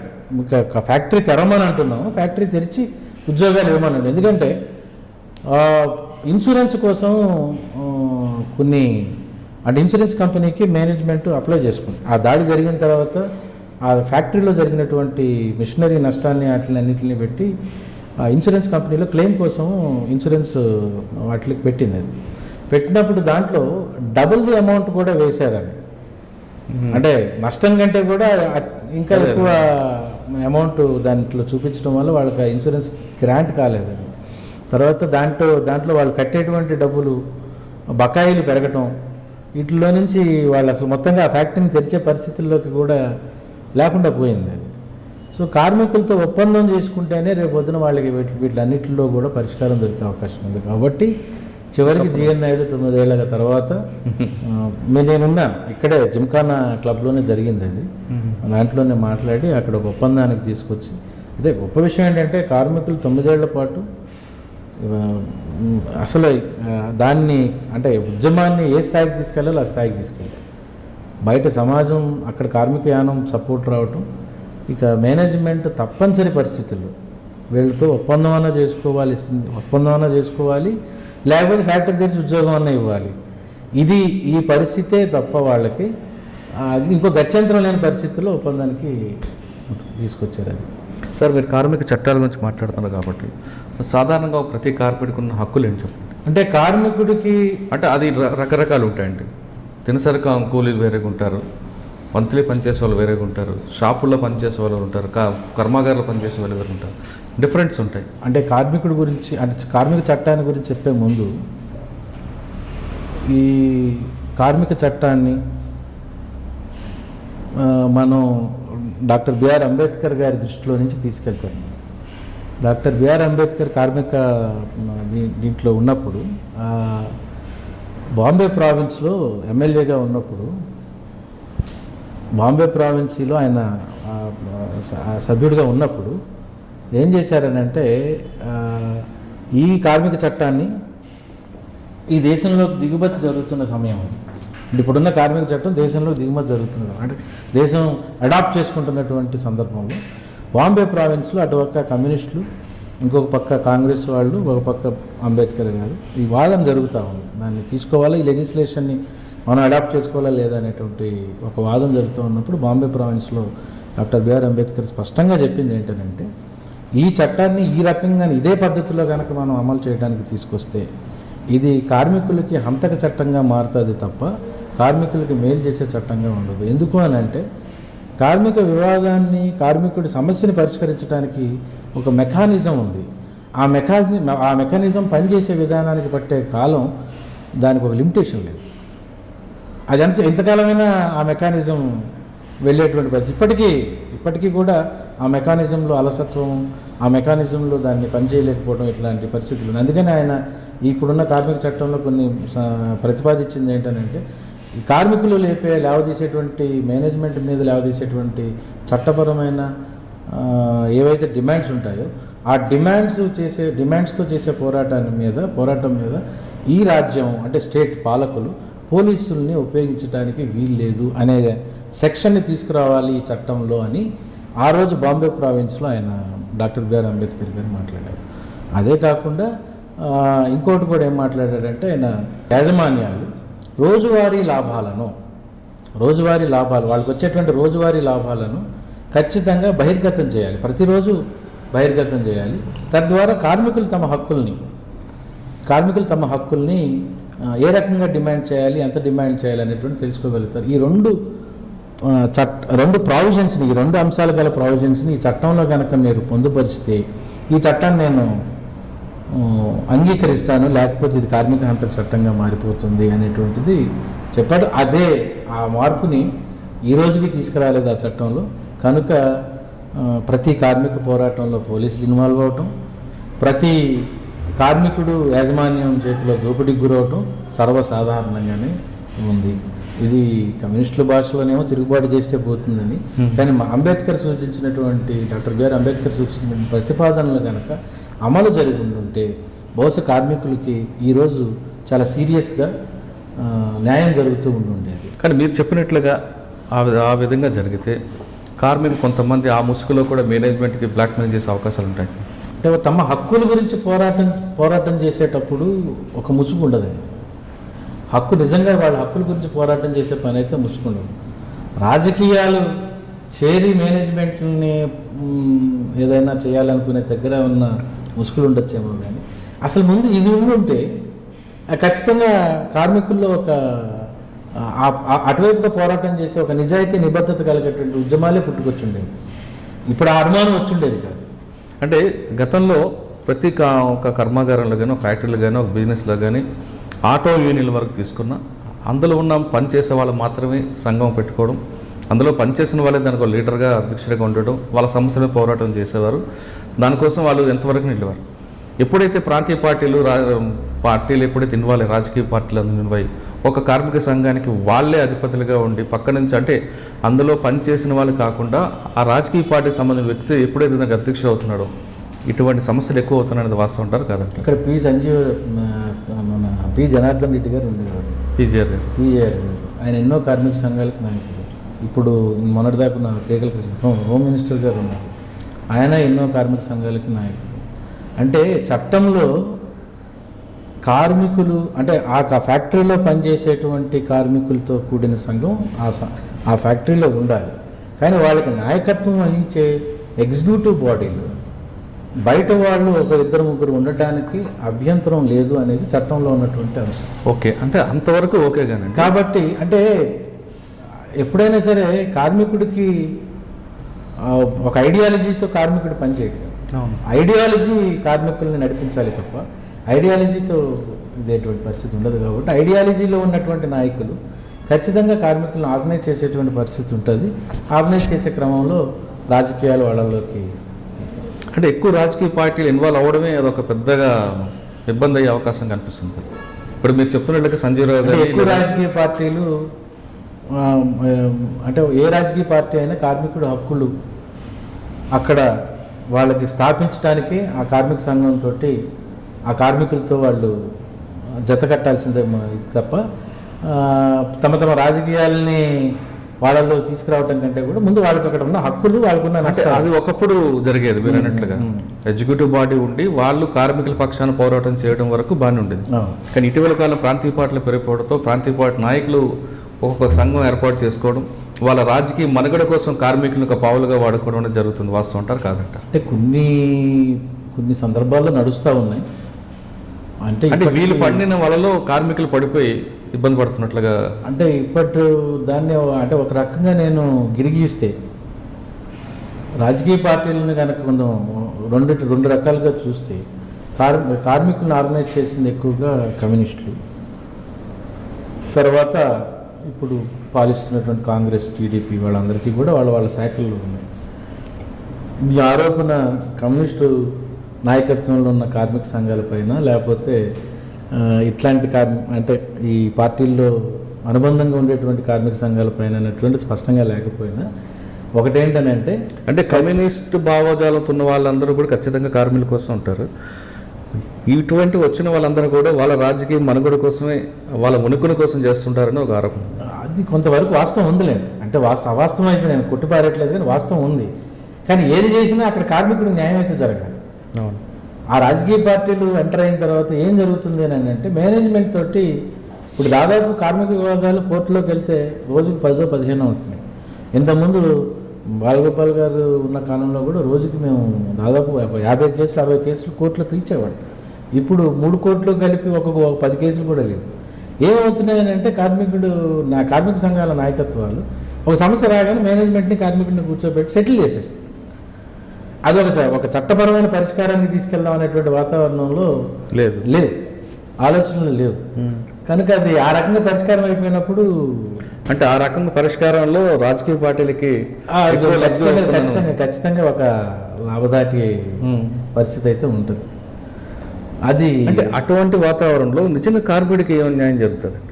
ఇప్పుడు కార్మికుడికి న్యాయం జరగటం అని అంటే కార్మికుడికి న్యాయం జరగటం అని అంటే కార్మిక ఒక ఒక ఒక పరిశ్రమలో కానీ ఒక ఎస్టాబ్లిష్మెంట్లో కానీ తను దోపిడీకి గురవ్వకుండా స్పష్టంగా లైఫ్ స్టాండర్డ్స్లో మంచి salary, safety measures, minimum wages చట్టం ప్రకారంగా వాళ్ళకి శాలరీస్ని ఫిక్స్ చేశారా లేదా, ఇది ఒక గౌరవప్రదమైన డిగ్నిటీ ఉందా లేదా అనేటువంటిది ప్రధానంగా ఉండేటువంటి ఇది. ఇక డిసిప్లినరీ యాక్షన్స్లో వాటిల్లో ఆర్బిట్రరీగా మేనేజ్మెంట్స్ యాక్ట్ చేస్తున్నాయా, లేకపోతే కావాలని ఒక నాయకత్వాన్ని స్కేప్ కోట్ చేయడానికి అన్ఫేర్ మెథడ్స్లో డిసిప్లినరీ యాక్షన్స్ తీసుకుంటున్నాయా అనేటువంటిది ఇవి ఖచ్చితంగా ఫ్యాక్టరీలో కానీ ఇంకో దాంట్లో కానీ ఉండేటువంటి వివాదాలు, ఇవి కనపడేటువంటి పరిస్థితి. కనుక అది వాటిని పరిష్కరించడంలో మేనేజ్మెంట్స్ ఎప్పుడు ఫెయిల్ అవుతూ ఉంటాయి. కానీ ఇప్పుడున్న కార్మిక సంఘాలు ఏవైతే ఉన్నాయో కార్మిక సంఘాల్లో అంటే మేనేజ్మెంట్ తోటి సెటిల్ చేసుకోవటం అనేటువంటిది, వీటిల్లో కూడా మేనేజ్మెంట్తో సెటిల్ చేసుకోవటం అనేటువంటిది కొంత మనకు మానుకుంటేనే కార్మికులకు హక్కుల్ని. అంటే బయట ఒకటి వాస్తవంగా జరుగుతుందండి, కోర్టుకు వెళ్తే ఆలస్యం అవుతుంది కాబట్టి ఆ చట్టంలోనే ఉంది. ఎవరో మీరు చెప్తున్నట్లు ఒక రాజకీయ పార్టీ నాయకుడిని సంప్రదించి కాంప్రమైజ్ అయిపోతాం అన్న దీనికి ఈ కాంప్రమైజ్ అయ్యే క్రమంలో నిజంగా వాళ్ళ హక్కులను కొంత కోల్పోతున్నారు అనేది వాస్తవం. చాలా వరకు అది వాస్తవమే. అది కాంప్రమైజ్ ఎప్పుడు కూడా హక్కులు. ఇప్పుడు ఉదాహరణకి ఒక కార్మికుడిని అన్యాయంగా తీసేసాడు, తీసేసిన తర్వాత అతను కార్మిక శాఖ దగ్గరికి వెళ్తాడు. కార్మిక శాఖ వాళ్ళని ఆ మేనేజ్మెంట్ని కార్మికుడిని పిలిపించి వివాదాన్ని పరిష్కరించడానికి ప్రయత్నం చేయాలి. అది మెకానిజం, చట్టంలో ఉన్న మెకానిజం. అది పరిష్కరించమని ప్రయత్నం చేయాలి. అది పరిష్కారానికి గురైకపోతే కార్మికుడిని డైరెక్ట్గా లేబర్ కోర్టుకి వెళ్ళమని చెప్పొచ్చు, లేకపోతే వాళ్ళే కార్మిక వివాదంగా దాన్ని పరిష్కరించమని కోర్టుకి పంపించవచ్చు. సో ఈ కోర్టుకి పంపించిన తర్వాత దాదాపు 2-3 ఏళ్ల పాటు ఆ కోర్టులు అలా నానిపోతూ ఉంటాయి. అలా ఉండిపోయినప్పుడు కార్మికుడికి ఆ ఫ్రస్ట్రేషన్ కానీ వెయిట్ చేసేటువంటి పరిస్థితి లేకపోవటం కానీ ఉన్నప్పుడు మధ్యలో ఏదో ఒక మేనేజ్మెంటో లేకపోతే ఎవరో ఒక మధ్యవర్తి తలదొచ్చి లేదా ఒక కార్మిక నేటి తలదొచ్చి నేను సెటిల్ చేసేస్తాను అని అంటే సెటిల్ చేసేసుకుంటే జరిగే అన్యాయం ఏమిటంటే ఆయనకి ఇంతకాలం పాటు వచ్చేటువంటి బ్యాక్ వేజెస్ కానీ, లేకపోతే తిరిగి ఇచ్చేటువంటి ఉద్యోగం కానీ, లేకపోతే అక్కడ వచ్చేటువంటి బెనిఫిట్స్ కానీ వీటిలన్నిటినీ కోల్పోయి కేవలం 10,000కు 20,000కు 50,000కు తీసుకొని వెళ్ళిపోవాల్సినటువంటి పరిస్థితి. ఇది చట్టంలో యాక్చువల్గా చట్టంలో ఉన్నది ఏంటనంటే ఒక వివాదం లేబర్ కోర్టుకు వస్తే కనుక లేబర్ కోర్టు చాలా తొందరగా పరిష్కరించమని ఒక నిబంధన ఉన్నప్పటికీ కూడా ఆ మేనేజ్మెంట్స్ అక్కడ ఉండేటువంటి వాతావరణం కొన్ని కోర్టులో కొన్ని ఉదాహరణకి లేబర్ కోర్టు ఉంది. ఇక్కడ లేబర్ కోర్టులో అన్ని కోర్టులకి జడ్జిలు లేరు. మీరు చాలా కాలం 10 ఏళ్ళు రికార్డ్ చేసుకుంటే లేబర్ కోర్ట్స్కి జడ్జిలు చాలా తక్కువ మంది ఉంటారు. ఇప్పటికీ సెంట్రల్ లేబర్ కోర్టు ఉంది, central government labour court. Central government labour కోర్టుకి ఇప్పటికీ జడ్జి లేదు. దాదాపు 1.5 years నుంచి ఆ జడ్జి లేకుండా నడుస్తున్నాం. సో ఆ క్రమంలో అక్కడ ఉండేటువంటి కార్మికుల పరిస్థితి ఏంటి? ఎంతకాలం న్యాయం కోసం న్యాయస్థానాల చుట్టూ తిరుగుతూ ఉంటారు. ఎవరో ₹1,00,000కు 50,000 సెటిల్మెంట్ చేస్తే వెళ్ళిపోయే పరిస్థితి ఉంది కార్మికుడు. అలా కాకుండా న్యాయస్థానాలు చాలా సీరియస్గా ఈ కార్మిక చట్టాలని వినేటప్పుడు, అంటే కార్మిక కేసుల్ని వినేటప్పుడు సమయాన్ని నిర్దిష్టంగా పాటించి కనుక వివాదాన్ని పరిష్కరిస్తే ఖచ్చితంగా వాళ్ళకి తొందరగా న్యాయం జరుగుతుంది. కార్మికుల్లో న్యాయస్థానానికి వెళ్తే మనకు న్యాయం జరుగుతుంది అనేటువంటి ఒక అభిప్రాయం కూడా కలుగుతుంది. ఓకే సార్, మీరు యానం కేసు కాకుండా ఇంకోటి మీద రికార్డులో ఉంది టాటా. నేను టాటా కన్సల్టెన్సీ 2016లో దాదాపు ఒక 8,000 మంది ఉద్యోగస్తుల్ని తీసేసి 8,000 మంది ఎంప్లాయీస్ని తీసేసి ఇక్కడే మొత్తం ఆల్ ఓవర్ ఇండియా ప్లస్ హైదరాబాద్లో కూడా. వాళ్ళు ఆ టైంలో అక్కడ ఉండేటువంటి ఎంప్లాయీస్ నన్ను అప్రోచ్ అయ్యారు.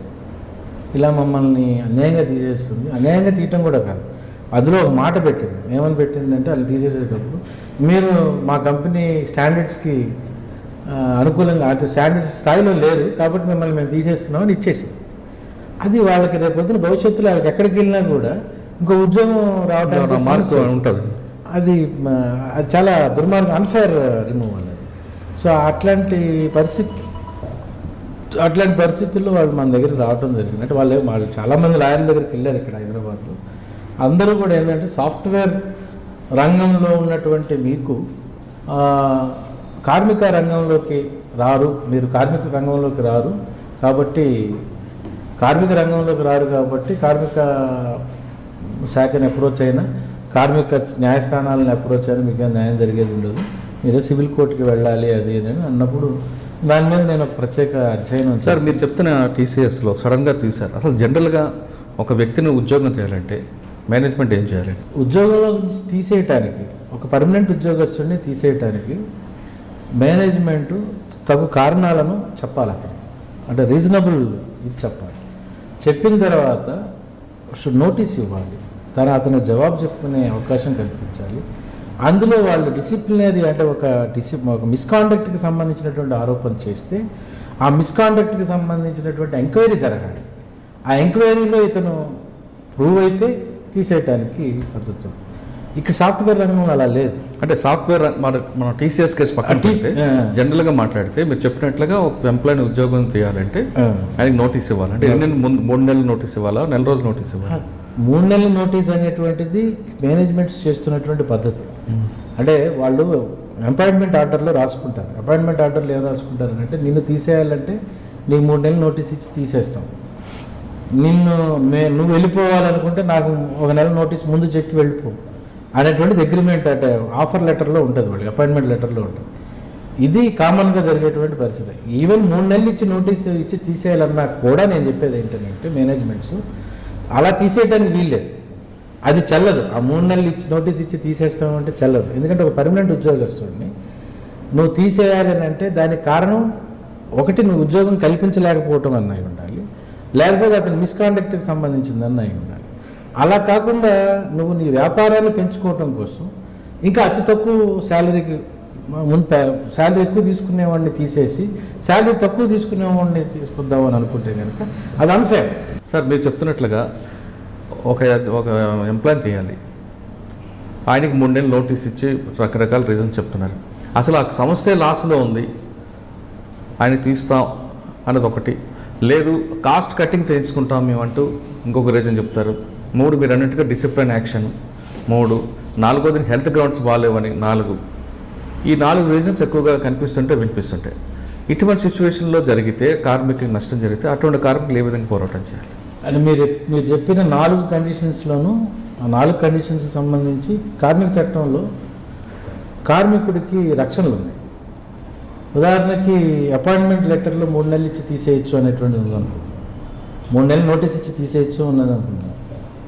ఆ 3 నెలలు నోటీస్ ఇచ్చి తీసేయటం అనేది ఏ సందర్భంలో అది ఉండదు. అక్కడ అపాయింట్మెంట్ ఇచ్చేటువంటి అంటే తను తీసేయాలనుకుంటే ఈ 3 నెలలు నోటీస్ ఇచ్చి తీసేయచ్చు అనేది రాసుకుంటారు.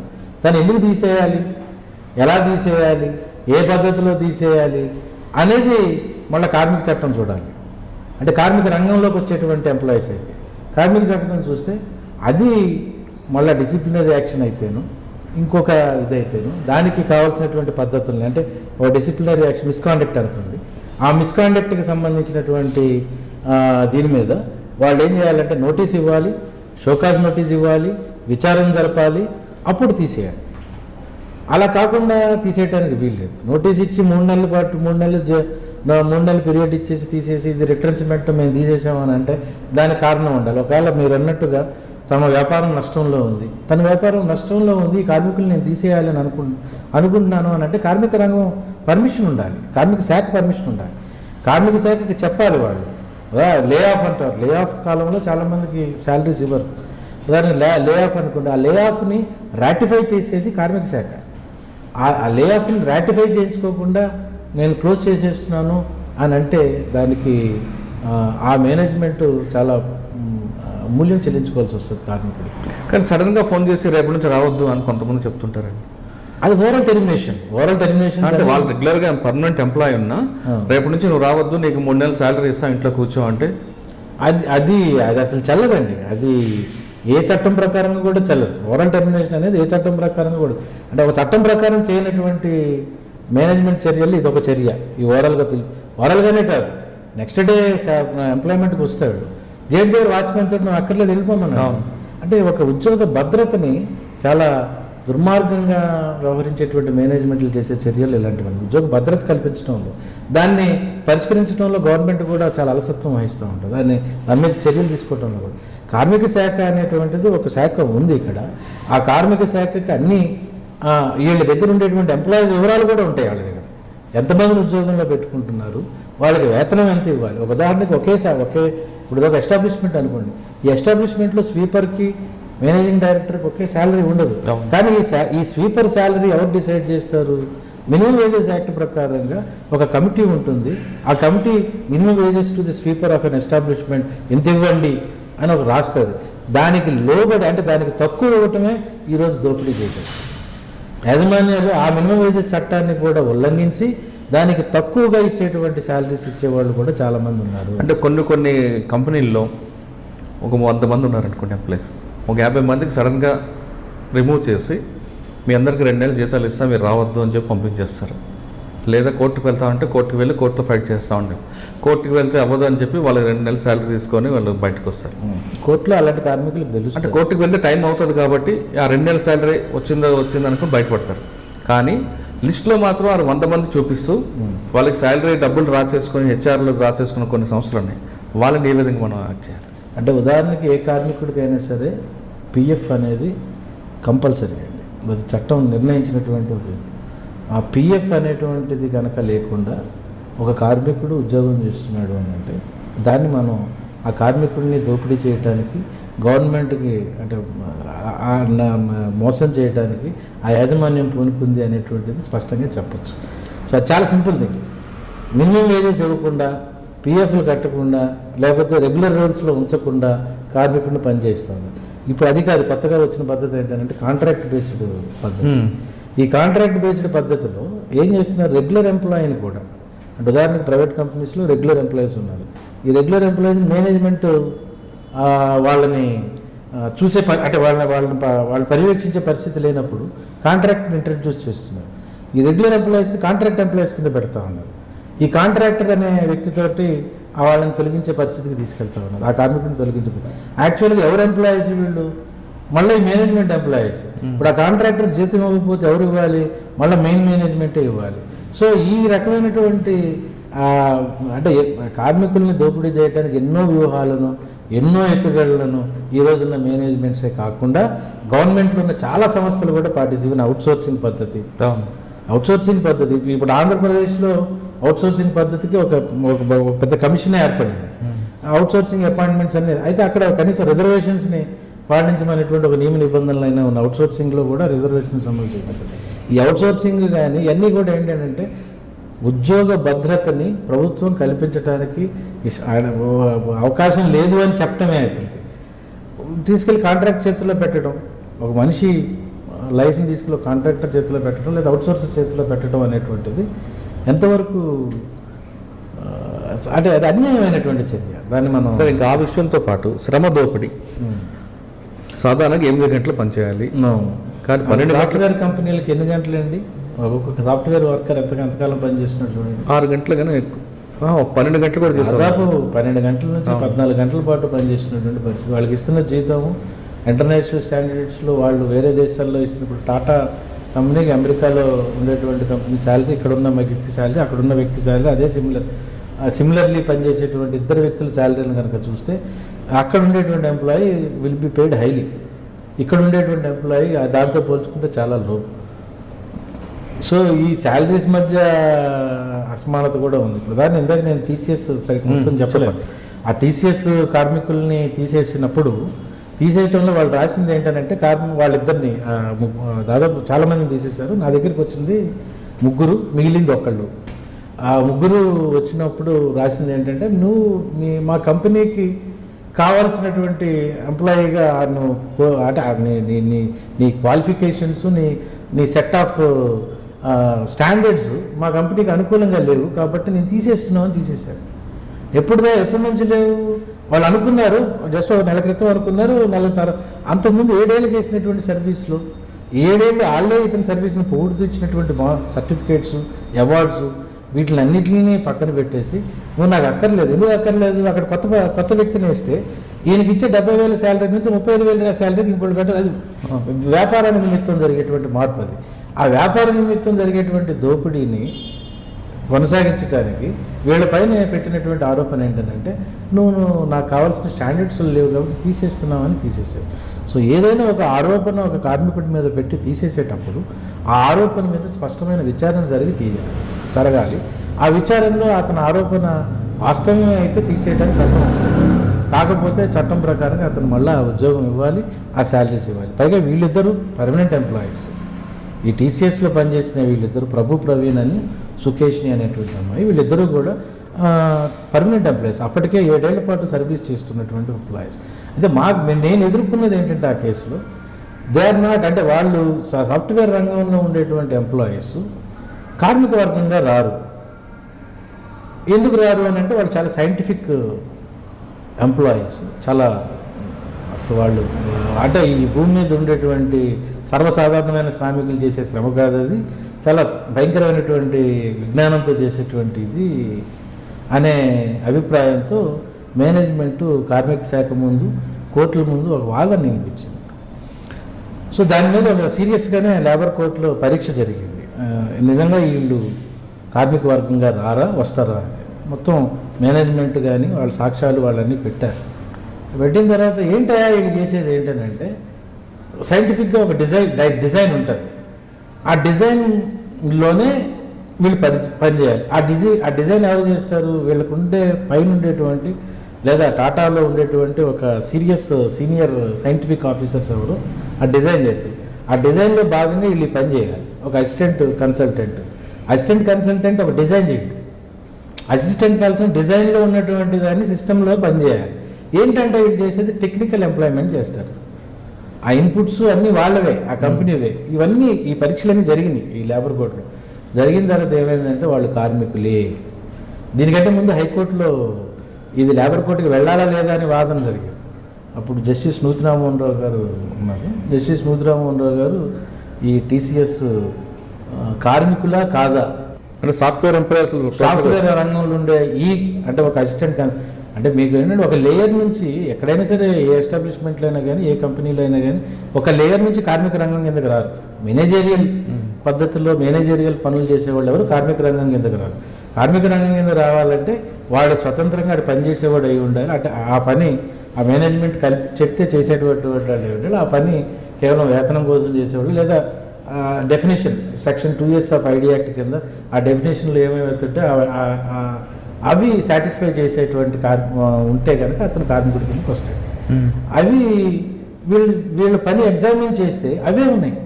Technical employees also work men as per labour law, industrial dispute act. కాబట్టి టెక్నికల్ ఎంప్లాయీ మాత్రమే కాబట్టి టెక్నికల్ వర్కర్స్ అని లేబర్ కోర్టు అల్టిమేట్గా యాక్చువల్గా దేశంలోనే ఫస్ట్ ఆఫ్ ఇట్స్ కైండ్ అది.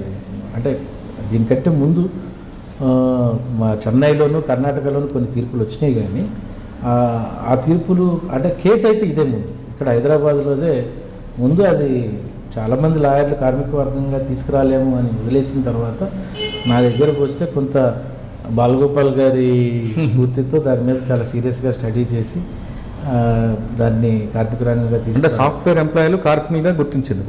ఇప్పుడు నేను చేసినటువంటి టీసీఎస్లో ఈ ప్రభు ప్రవీణ్ సుకేష్ని అనే అమ్మాయిని తీసేసినటువంటి కేసులో అది గవర్నమెంట్ రిఫర్ చేసింది. కార్మిక రంగమా వీళ్ళు కార్మికులుగా వస్తారా రారా అంటే ఒక కన్సల్టెంట్ ఒక రేంజ్ వరకు ఒక లెవెల్ వరకు వీళ్ళు కార్మికులే. వీళ్ళు ఇప్పుడు నా దగ్గర ఉన్న క్లయింట్స్ ఎవరైతే ఉన్నారో వాళ్ళు కార్మికులే అని లేబర్ కోర్టు డిసైడ్ చేసింది. కార్మిక శాఖకి వెళ్ళొచ్చు అనేటువంటిది ఉంది. చాలా సాఫ్ట్వేర్ రంగంలో ఉండేటువంటి ఎంప్లాయీస్ కార్మిక శాఖకి వెళ్ళి వాళ్ళ పైన ఏదైనా అన్ఫేర్ యాక్షన్స్ మేనేజ్మెంట్స్ తీసుకుంటే వాళ్ళు అక్కడ యాజిటేట్ చేయొచ్చు, వాళ్ళు అక్కడ న్యాయాన్ని పొందే అవకాశాలు ఉన్నాయి. కార్మిక శాఖ కానీ కార్మిక కోర్టుల దగ్గరికి కానీ వచ్చి న్యాయాన్ని పొందొచ్చు వాళ్ళు. ఓకే సార్, మీరు చెప్తున్న ఈ కేసులో వాళ్ళంటే పెద్ద కంపెనీ చాలా పెద్ద అడ్వకేట్స్ పెట్టుంటారు. నుంచి మీకు ఏమైనా ప్రెజర్ రాలేదా? అంటే ప్రెషర్ అంటే కామన్గా ఇప్పుడు నేను హైకోర్టులో జస్టిస్ నూతి రామ్మోహన్ రావు గారి దగ్గర ఈ కేసు నడిచింది. నడిచినప్పుడు నాకు ఆపోజిట్గా designated senior counsel S Ravi garu వచ్చారు. చాలా చాలా చాలా పెద్ద senior lawyer yes Ravi garu వచ్చారు. But the point of consideration high court whether they comes under workmen or not, let it be decided by the labour court. కాబట్టి ఇప్పుడే ఇక్కడ దీన్ని డిసైడ్ చేయడానికి లేదు, మీరు లేబర్ కోర్టులో తెలుసుకోండి, వెనక్కి పంపించి కోర్టులో ఉందండి ఇంకా ఇప్పుడు అయిపోయింది. ఇప్పుడు అది లేబర్ కోర్టులో అయిపోయింది. లేబర్ కోర్టులో మేము గెలిచాము. గెలిచిన తర్వాత మళ్ళీ వాళ్ళు హైకోర్టు మేనేజ్మెంట్ హైకోర్టుకి వెళ్ళింది. హైకోర్టుకి వెళ్ళిన తర్వాత అవార్డులో ఇచ్చినటువంటి ఏదైతే తీర్పు చెప్పిందో కోర్టు, ఆ అవార్డులో సగం పర్సంటేజ్ ముందు వీళ్ళకి ఇచ్చేయమని అయితే హైకోర్టు ఆర్డర్ పాస్ చేసింది. ఇంకా ప్రస్తుతం అది మళ్ళీ హైకోర్టులో ఉంది. అచ్చా సార్, ఇప్పుడు ఒక కంపెనీ కొంతమంది ఎంప్లాయీస్ మీరు అన్నట్లుగా మీ క్లయింట్ కేసులోనే 7 సంవత్సరాలు పనిచేస్తాడు కాబట్టి ఇంకా ఇద్దరు స్టాఫ్ అయిపోయిందని ఇంకో ఎవరినో తీసుకురావచ్చు. ఒకవేళ తీసుకురావచ్చే క్రమంలో మరి ఈ వ్యక్తిని ఏం చేయమంటారు? ఈ వ్యక్తి వేరే చోట ఎంప్లాయ్మెంట్ ఎత్తుక్కోవాలని వాళ్ళ ఉద్దేశం. అవును, ఇక్కడ నుంచి నేను మేనేజ్మెంట్ వైపు నుంచి మీది మాట్లాడుతున్నా. మేనేజ్మెంట్ మీ క్లయింట్ని 7 సంవత్సరాలు ఉంచింది, తర్వాత ఆయనలో స్టఫ్ అయిందనే విషయాన్ని గుర్తించి ఆయనతో పాటు చాలామందికి రిమూవ్ చేసింది.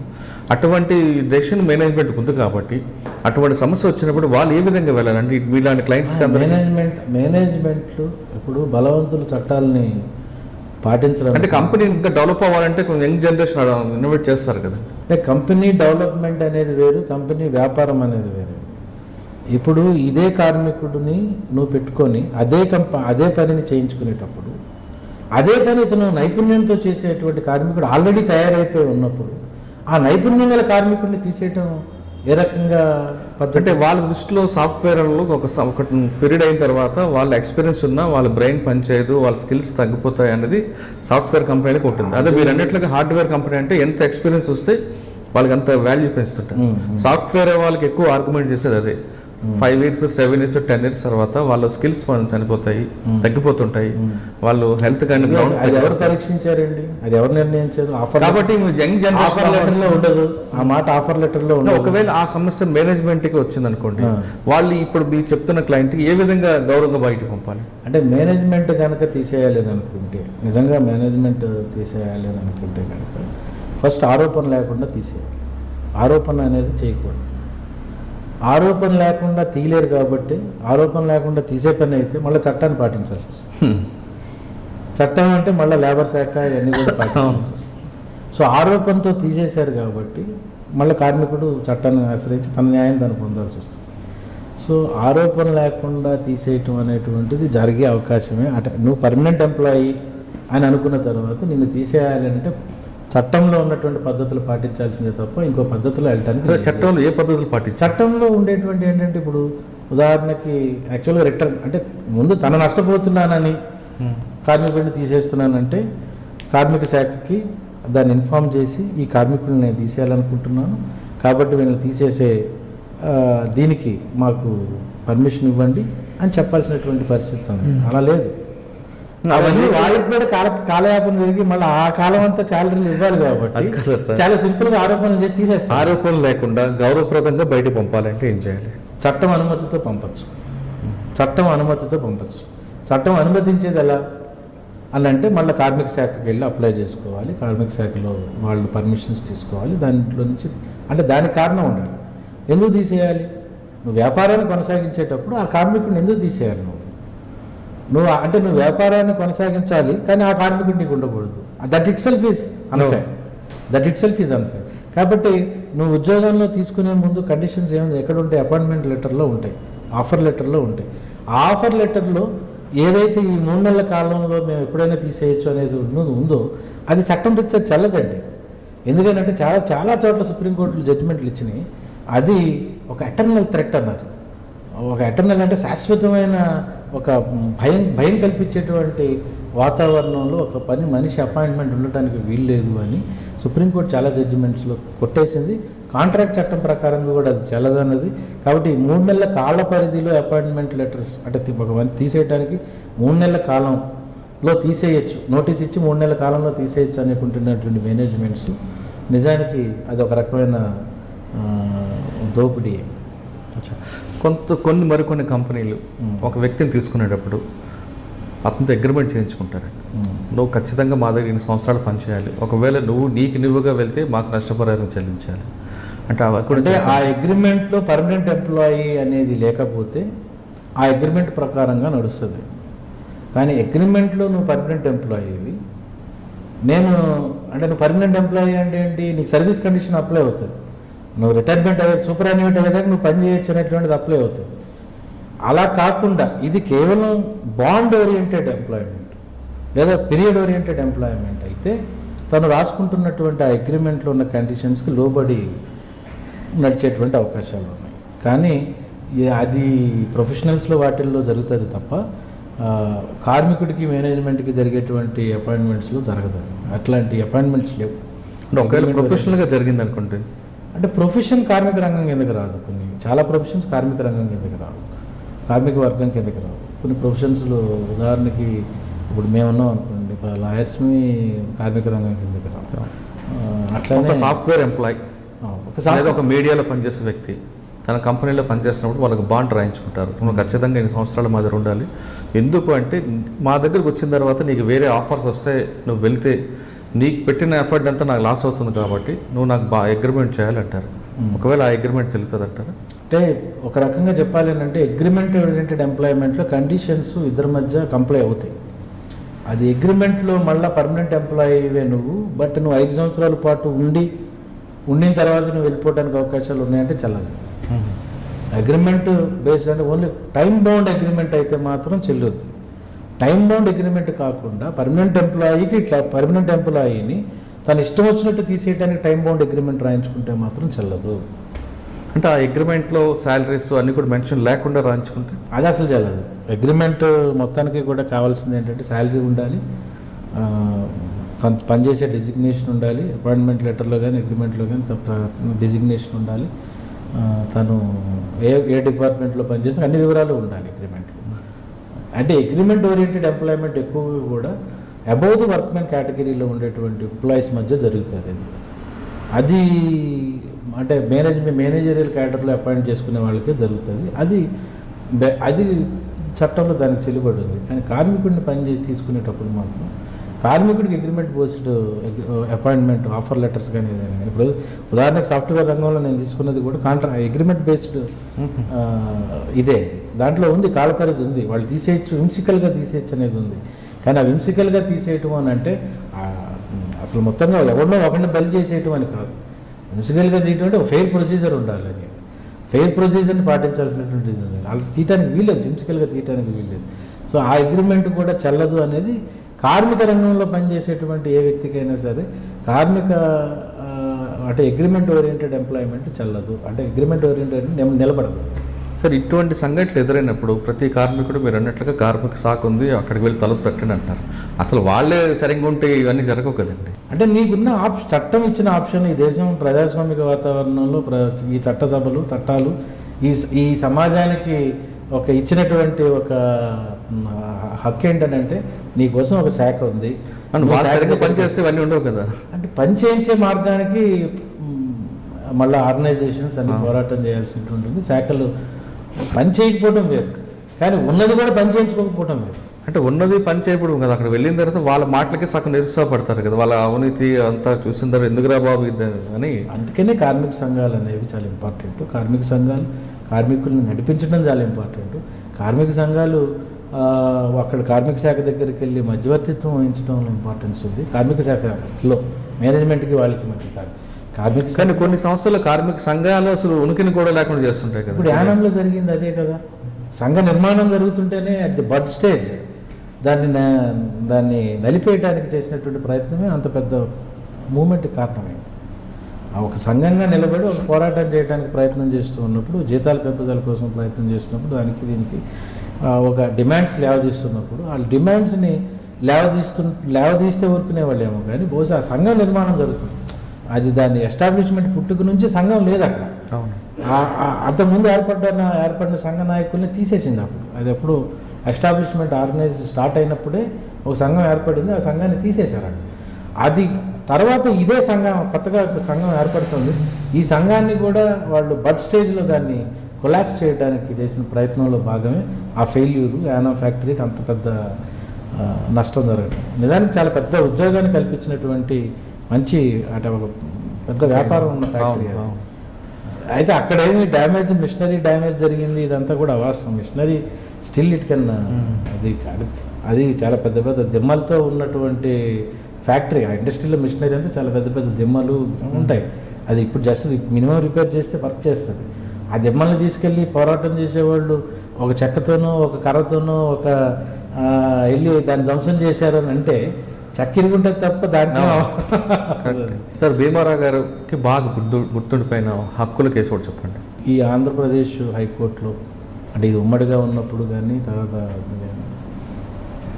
అంటే మేము విద్యార్థి రంగంలోకి వచ్చిన తర్వాత మమ్మల్ని చాలా బాధపరిచినటువంటి, ఒక రకంగా ఉద్వేగానికి గురి చేసినటువంటి న్యూస్ ఉన్నాయంటే అవి ఎన్కౌంటర్స్.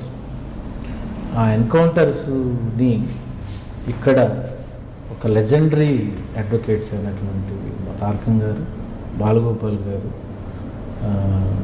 కన్నాభిరామ్ గారు, వీళ్ళు ముగ్గురు ప్లస్ ఇప్పుడు ఉన్నటువంటి చాలామంది హక్కుల న్యాయవాదులు రఘునాథ్ కానీ సురేష్ కానీ వీళ్ళందరూ కానీ అక్కడ ఈ ఒక లార్జర్ బెంచ్ జడ్జిమెంట్, ఒక లార్జర్ బెంచ్ని ఏర్పాటు చేసి పోలీసుల పైన కూడా హత్యానేరాన్ని పెట్టాల్సిందే ఎఫ్ఐఆర్లో అనేటువంటి ఒక తీర్పుని తీసుకురావటం ఏదైతే ఉందో అది నిజానికి నేను అంటే ఊహించని పరిణామం. అంటే ఇప్పటికీ మేము లాలో అది జరగదేమో అనుకున్నటువంటి పరిస్థితుల్లో ఇంత పెద్ద టీం, ఒక లెజెండరీ, ఒక దేశానికే ఒక దిక్సూచిగా ఉన్నటువంటి హక్కుల న్యాయవాదులు ఉన్న ఈ న్యాయస్థానంలో అలాంటి తీర్పు తీసుకురావటం అది మీకు బాగా గుర్తుండిపోతుంది. చాలా బాగా, అంటే మీకు బాగా సాటిస్ఫాక్షన్, చాలా సాటిస్ఫైడ్. ఎందుకంటే అంటే మేము ఒక అసిస్టింగ్గా ఉండేవాళ్ళమే తప్ప ఒక అంటే ఇంత అంటే పెద్ద మూమెంట్ కదా. హక్కుల మూమెంట్ కూడా ఆంధ్రాలో వీళ్ళ నాయకత్వంలో ఎంత స్థాయిలో జరిగేది మేము చిన్నప్పటి నుంచి చూస్తూ ఉండేవాళ్ళం. అట్లాంటి దాంట్లో మళ్ళా పోలీసులు ఒక నిజంగా ఒక ఎన్కౌంటర్ చేయాలంటే చట్టపరిధిలో మేము వస్తాంరా అనుకునేటువంటి ఆలోచనని. కానీ ఇంత జరుగుతున్న తర్వాత కూడా ఎన్కౌంటర్ జరుగుతున్నాయి కదండి. అంటే జరుగుతున్నాయి, అది బాధాకరమైన విషయం. బట్ జరుగుతూ ఉన్నాయి. అంటే పోలీసుల్లో సుప్రీంకోర్టులో కొంతకాలం నుంచి అది కూడా స్టేలో ఉంది కదా, సుప్రీంకోర్టులో దాన్ని ఈ తీర్పు సుప్రీంకోర్టులో మళ్ళీ అప్పీల్కి వెళ్ళారు కదా వాళ్ళు, అది కూడా అది పెండింగ్లో ఉంది. అంటే పోలీసులు ఎందుకు అంత సాహసం చేస్తున్నారు? 302 తమ పెడతారని తెలుసు కూడా, అంటే చట్టం మనకి మేము చేయలేదన్నా, అంటే అదొక అంటే వాళ్ళకు ఉండేటువంటి రక్షణలు వాళ్ళకు ఉంటాయి, అది వేరే సంగతి. కానీ ఒక రకంగా ప్రజల తిరుగుబాటు, ప్రజల ఆలోచనలో ఉండేటువంటి నాయకత్వం ఇట్లాంటివి అంటే ఎన్కౌంటర్ల రూపంలో వాళ్ళు ఆపేయగలము అనేటువంటి బహుశా అట్లాంటి వాతావరణంలోనే ఎన్కౌంటర్లు చేస్తారు. అంటే ప్రజలు కూడా కొంతమంది కోరుకుంటున్నారు కదండి ఎన్కౌంటర్లు చేయాలని. అంటే అదే మరి నేను అంటే ఇప్పుడు ఉదాహరణకి బాలగోపాల్ గారు కానీ వీళ్ళందరూ ఉన్నప్పుడు యాసిడ్ దాడి యాసిడ్ దాడులు జరిగిన వాళ్ళు ఎప్పుడు ఎన్కౌంటర్ చేయమని అడగల. ఇప్పుడు సమాజాన్ని సర్దిద్దాల్సినటువంటి అవసరం ఉంది. ఎన్కౌంటర్ అక్కడ ఎవరైతే ఎక్యూజ్డ్ ఉన్నారో వాళ్ళని ఎన్కౌంటర్ చేయమని ప్రజలకు ఒక ఉద్వేగం ఉంటుంది, ప్రజలు డిమాండ్ చేసేటువంటి క్రమం ఉంటుంది, అది వేరే సంగతి, వాళ్ళు కోరుకునేది వేరే సంగతి. కానీ నువ్వు ఒక ప్రజాస్వామిక వాతావరణంలో ఏం చేయాలి? ఒక నిందితుడిని, ఒక నేరస్తుడిని నువ్వు నేరం నిరూపించి ఈ సమాజం ఏదైతే ప్రామిస్ కాన్స్టిట్యూషనల్ మ్యాండేట్ గానో లేకపోతే ఇంకో చట్టం ఇదిలోనో ఒక పద్ధతిని అమలు చేస్తానని సమాజానికి చెప్పావో ఆ పద్ధతిని ఉల్లంఘించి ఎన్కౌంటర్ చేసేసేసి ఇదే న్యాయం అని అనే పని అయితే ఆ న్యాయం చాలామంది చేయగలుగుతారు. ఆ న్యాయం మీరు అన్నట్లుగా కాకుండా చాలామంది ప్రజలు దిశ ఎన్కౌంటర్ తర్వాత ఇంకా ఎవరు అటువంటి సంఘటన జరిగితే మనం పట్టుకొని ఎన్కౌంటర్ చేయండి పబ్లిక్గా డిమాండ్లు వస్తున్నాయి. దాన్ని చూసి పోలీసులు కూడా కొంచెం ఆనందపడుతున్నట్లుగా కనిపిస్తుంది. అది కల్పించడంలో పోలీసులు ఆలోచన కల్పించడం పోలీసులు కృతజ్ఞతలు అయి ఉండొచ్చు కాక, కానీ అది ప్రమాదకరమైన టెండెన్సీ సమాజం చేస్తే. ఒక ఇష్యూ కనిపిస్తుంది సార్, దిశ ఇష్యూలో తీసుకుంటే చాలా భయంకరమైన సంఘటన ఇది.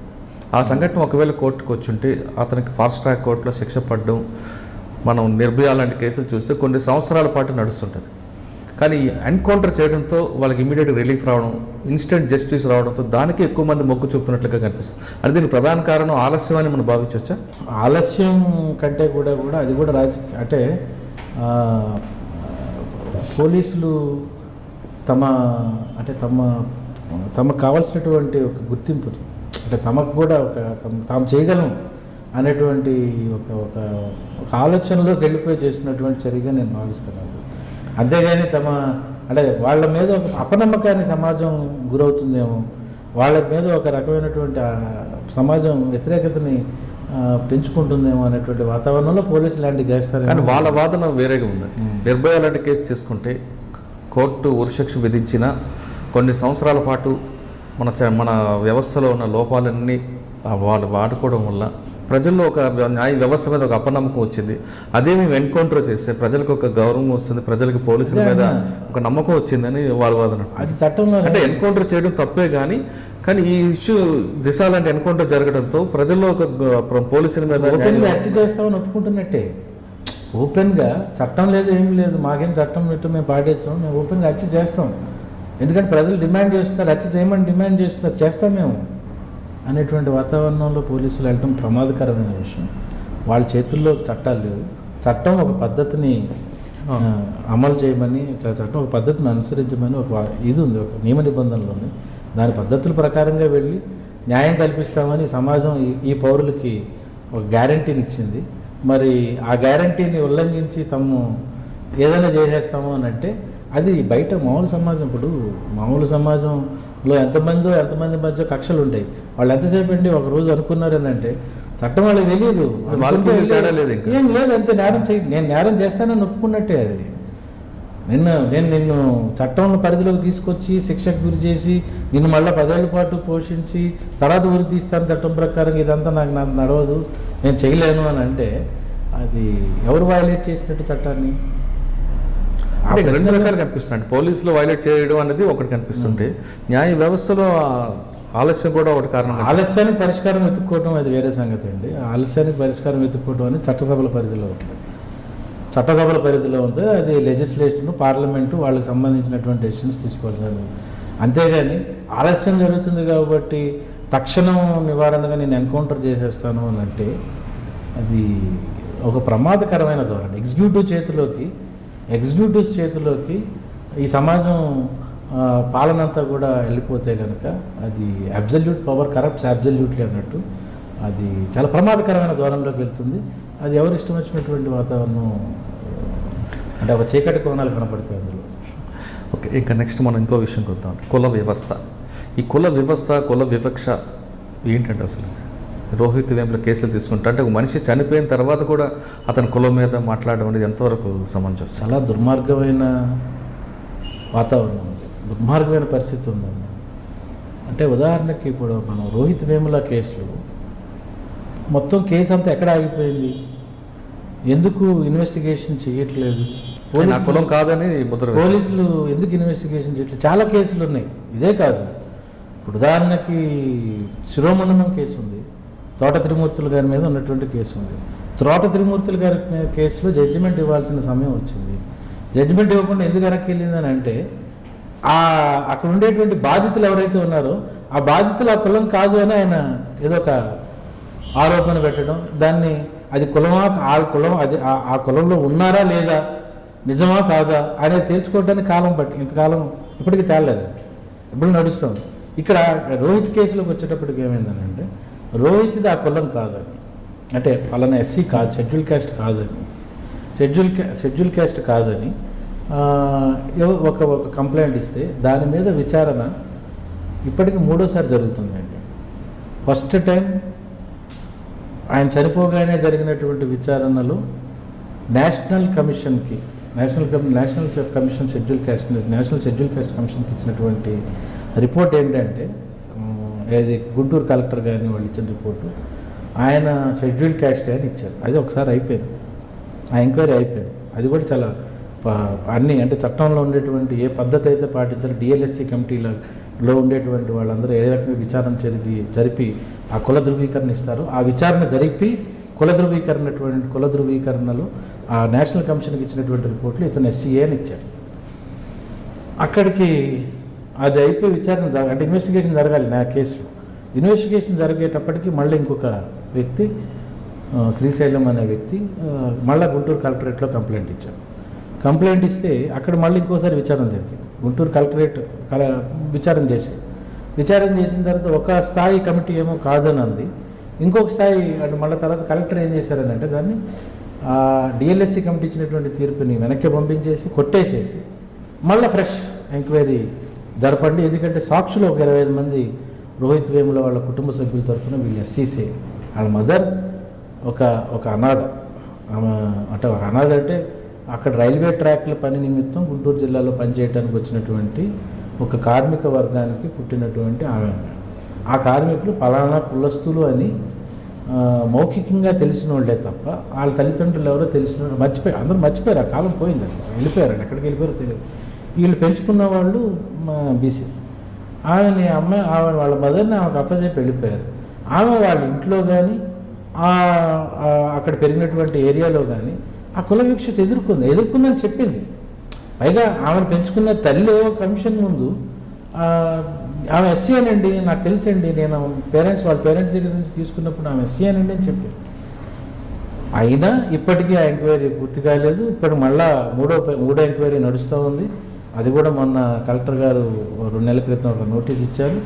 అది బహుశా ఇంకా 2-3 నెలల్లో అయిపోవచ్చు. అది కూడా ఈ కుల ధృవీకరణ అయ్యేంత వరకు కూడా నిందితులకి ఈ రకంగా రక్షణ కల్పించడం, ఇన్వెస్టిగేషన్ చేయకుండా నిందితులందరూ హాయిగా ప్రభావితం చేసే పరిస్థితుల్లో కనపడుతూ తిరుగుతూ ఉండటం అనేటువంటి చాలా అంటే కులం ఎంత బలంగా ఉందో అని చెప్పడానికి, అంటే బలమైనటువంటి కులస్తులు ఎంత చట్టాన్ని ఏ రకంగా వాడుకోగలరు అనేటువంటి చెప్పడానికి ఇది ఒక పెద్ద ఉదాహరణ. రోహిత్ కేసు ఒక పెద్ద ఉదాహరణ.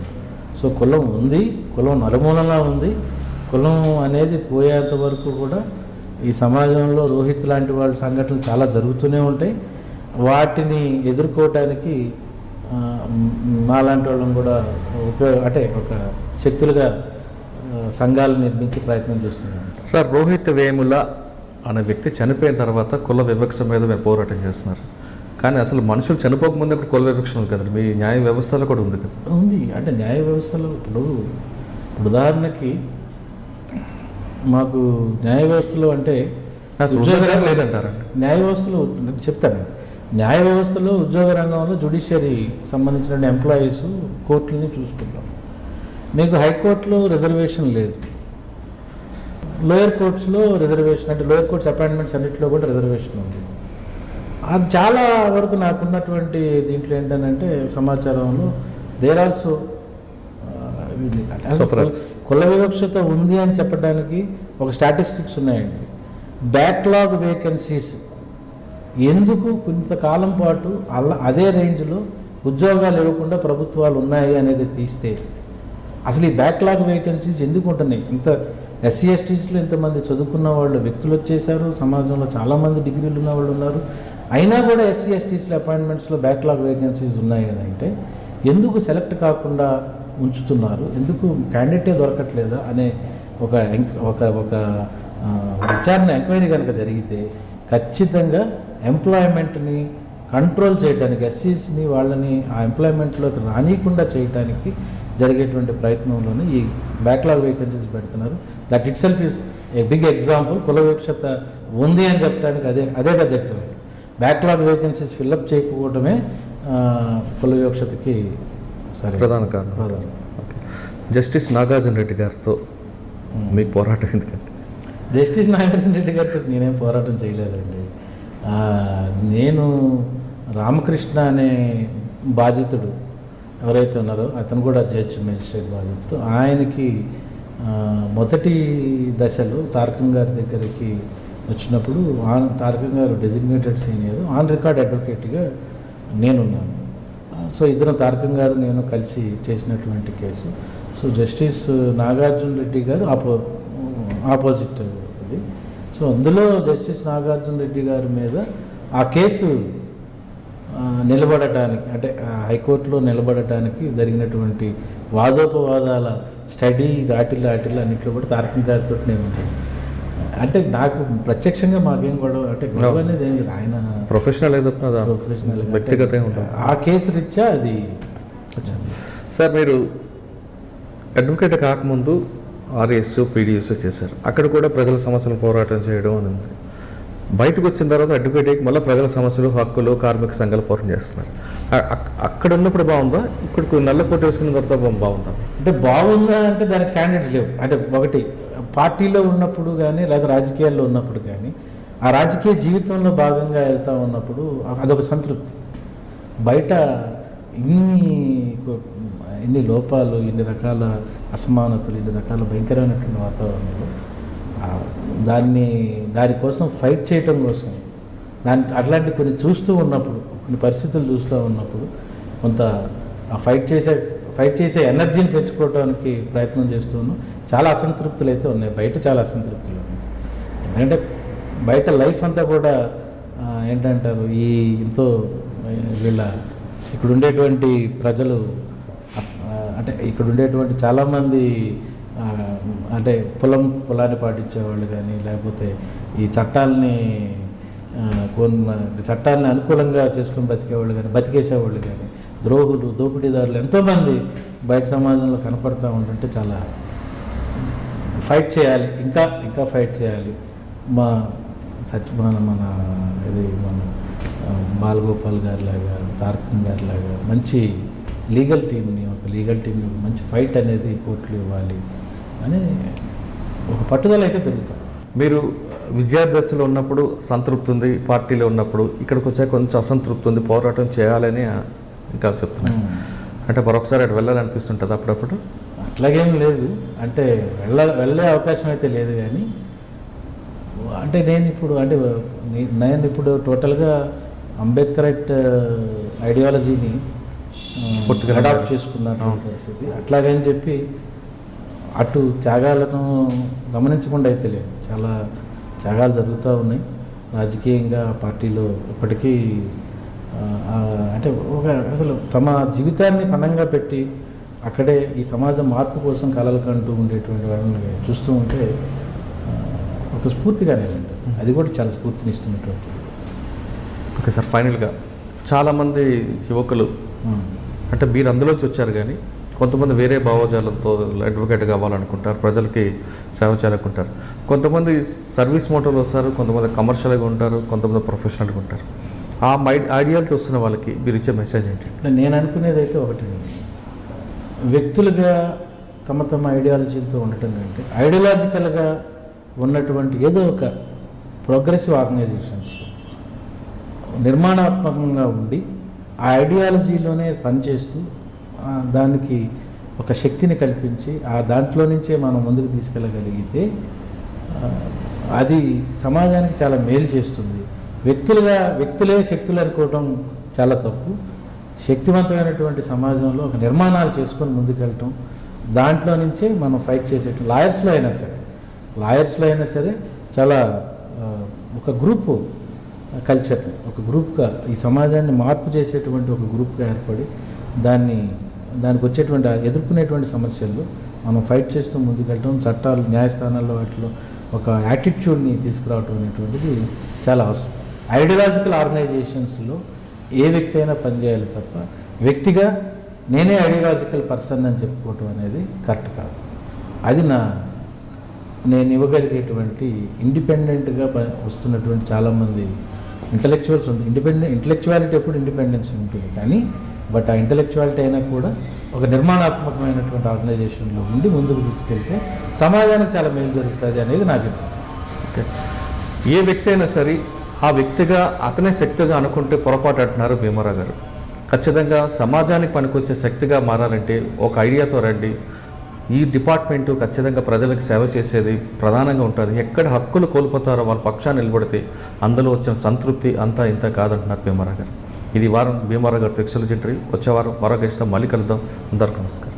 మీరు చూస్తున్నారు ఐ డ్రీమ్ న్యూస్ ని. Please subscribe I dreams. For more videos, subscribe I Dream. Please subscribe for more videos. I dream. I dream. For more videos, Subscribe, I dream. Please subscribe. Subscribe I dream channel. Do subscribe. I dream. I dream ఛానల్ని subscribe చేయండి. Do watch I Dream.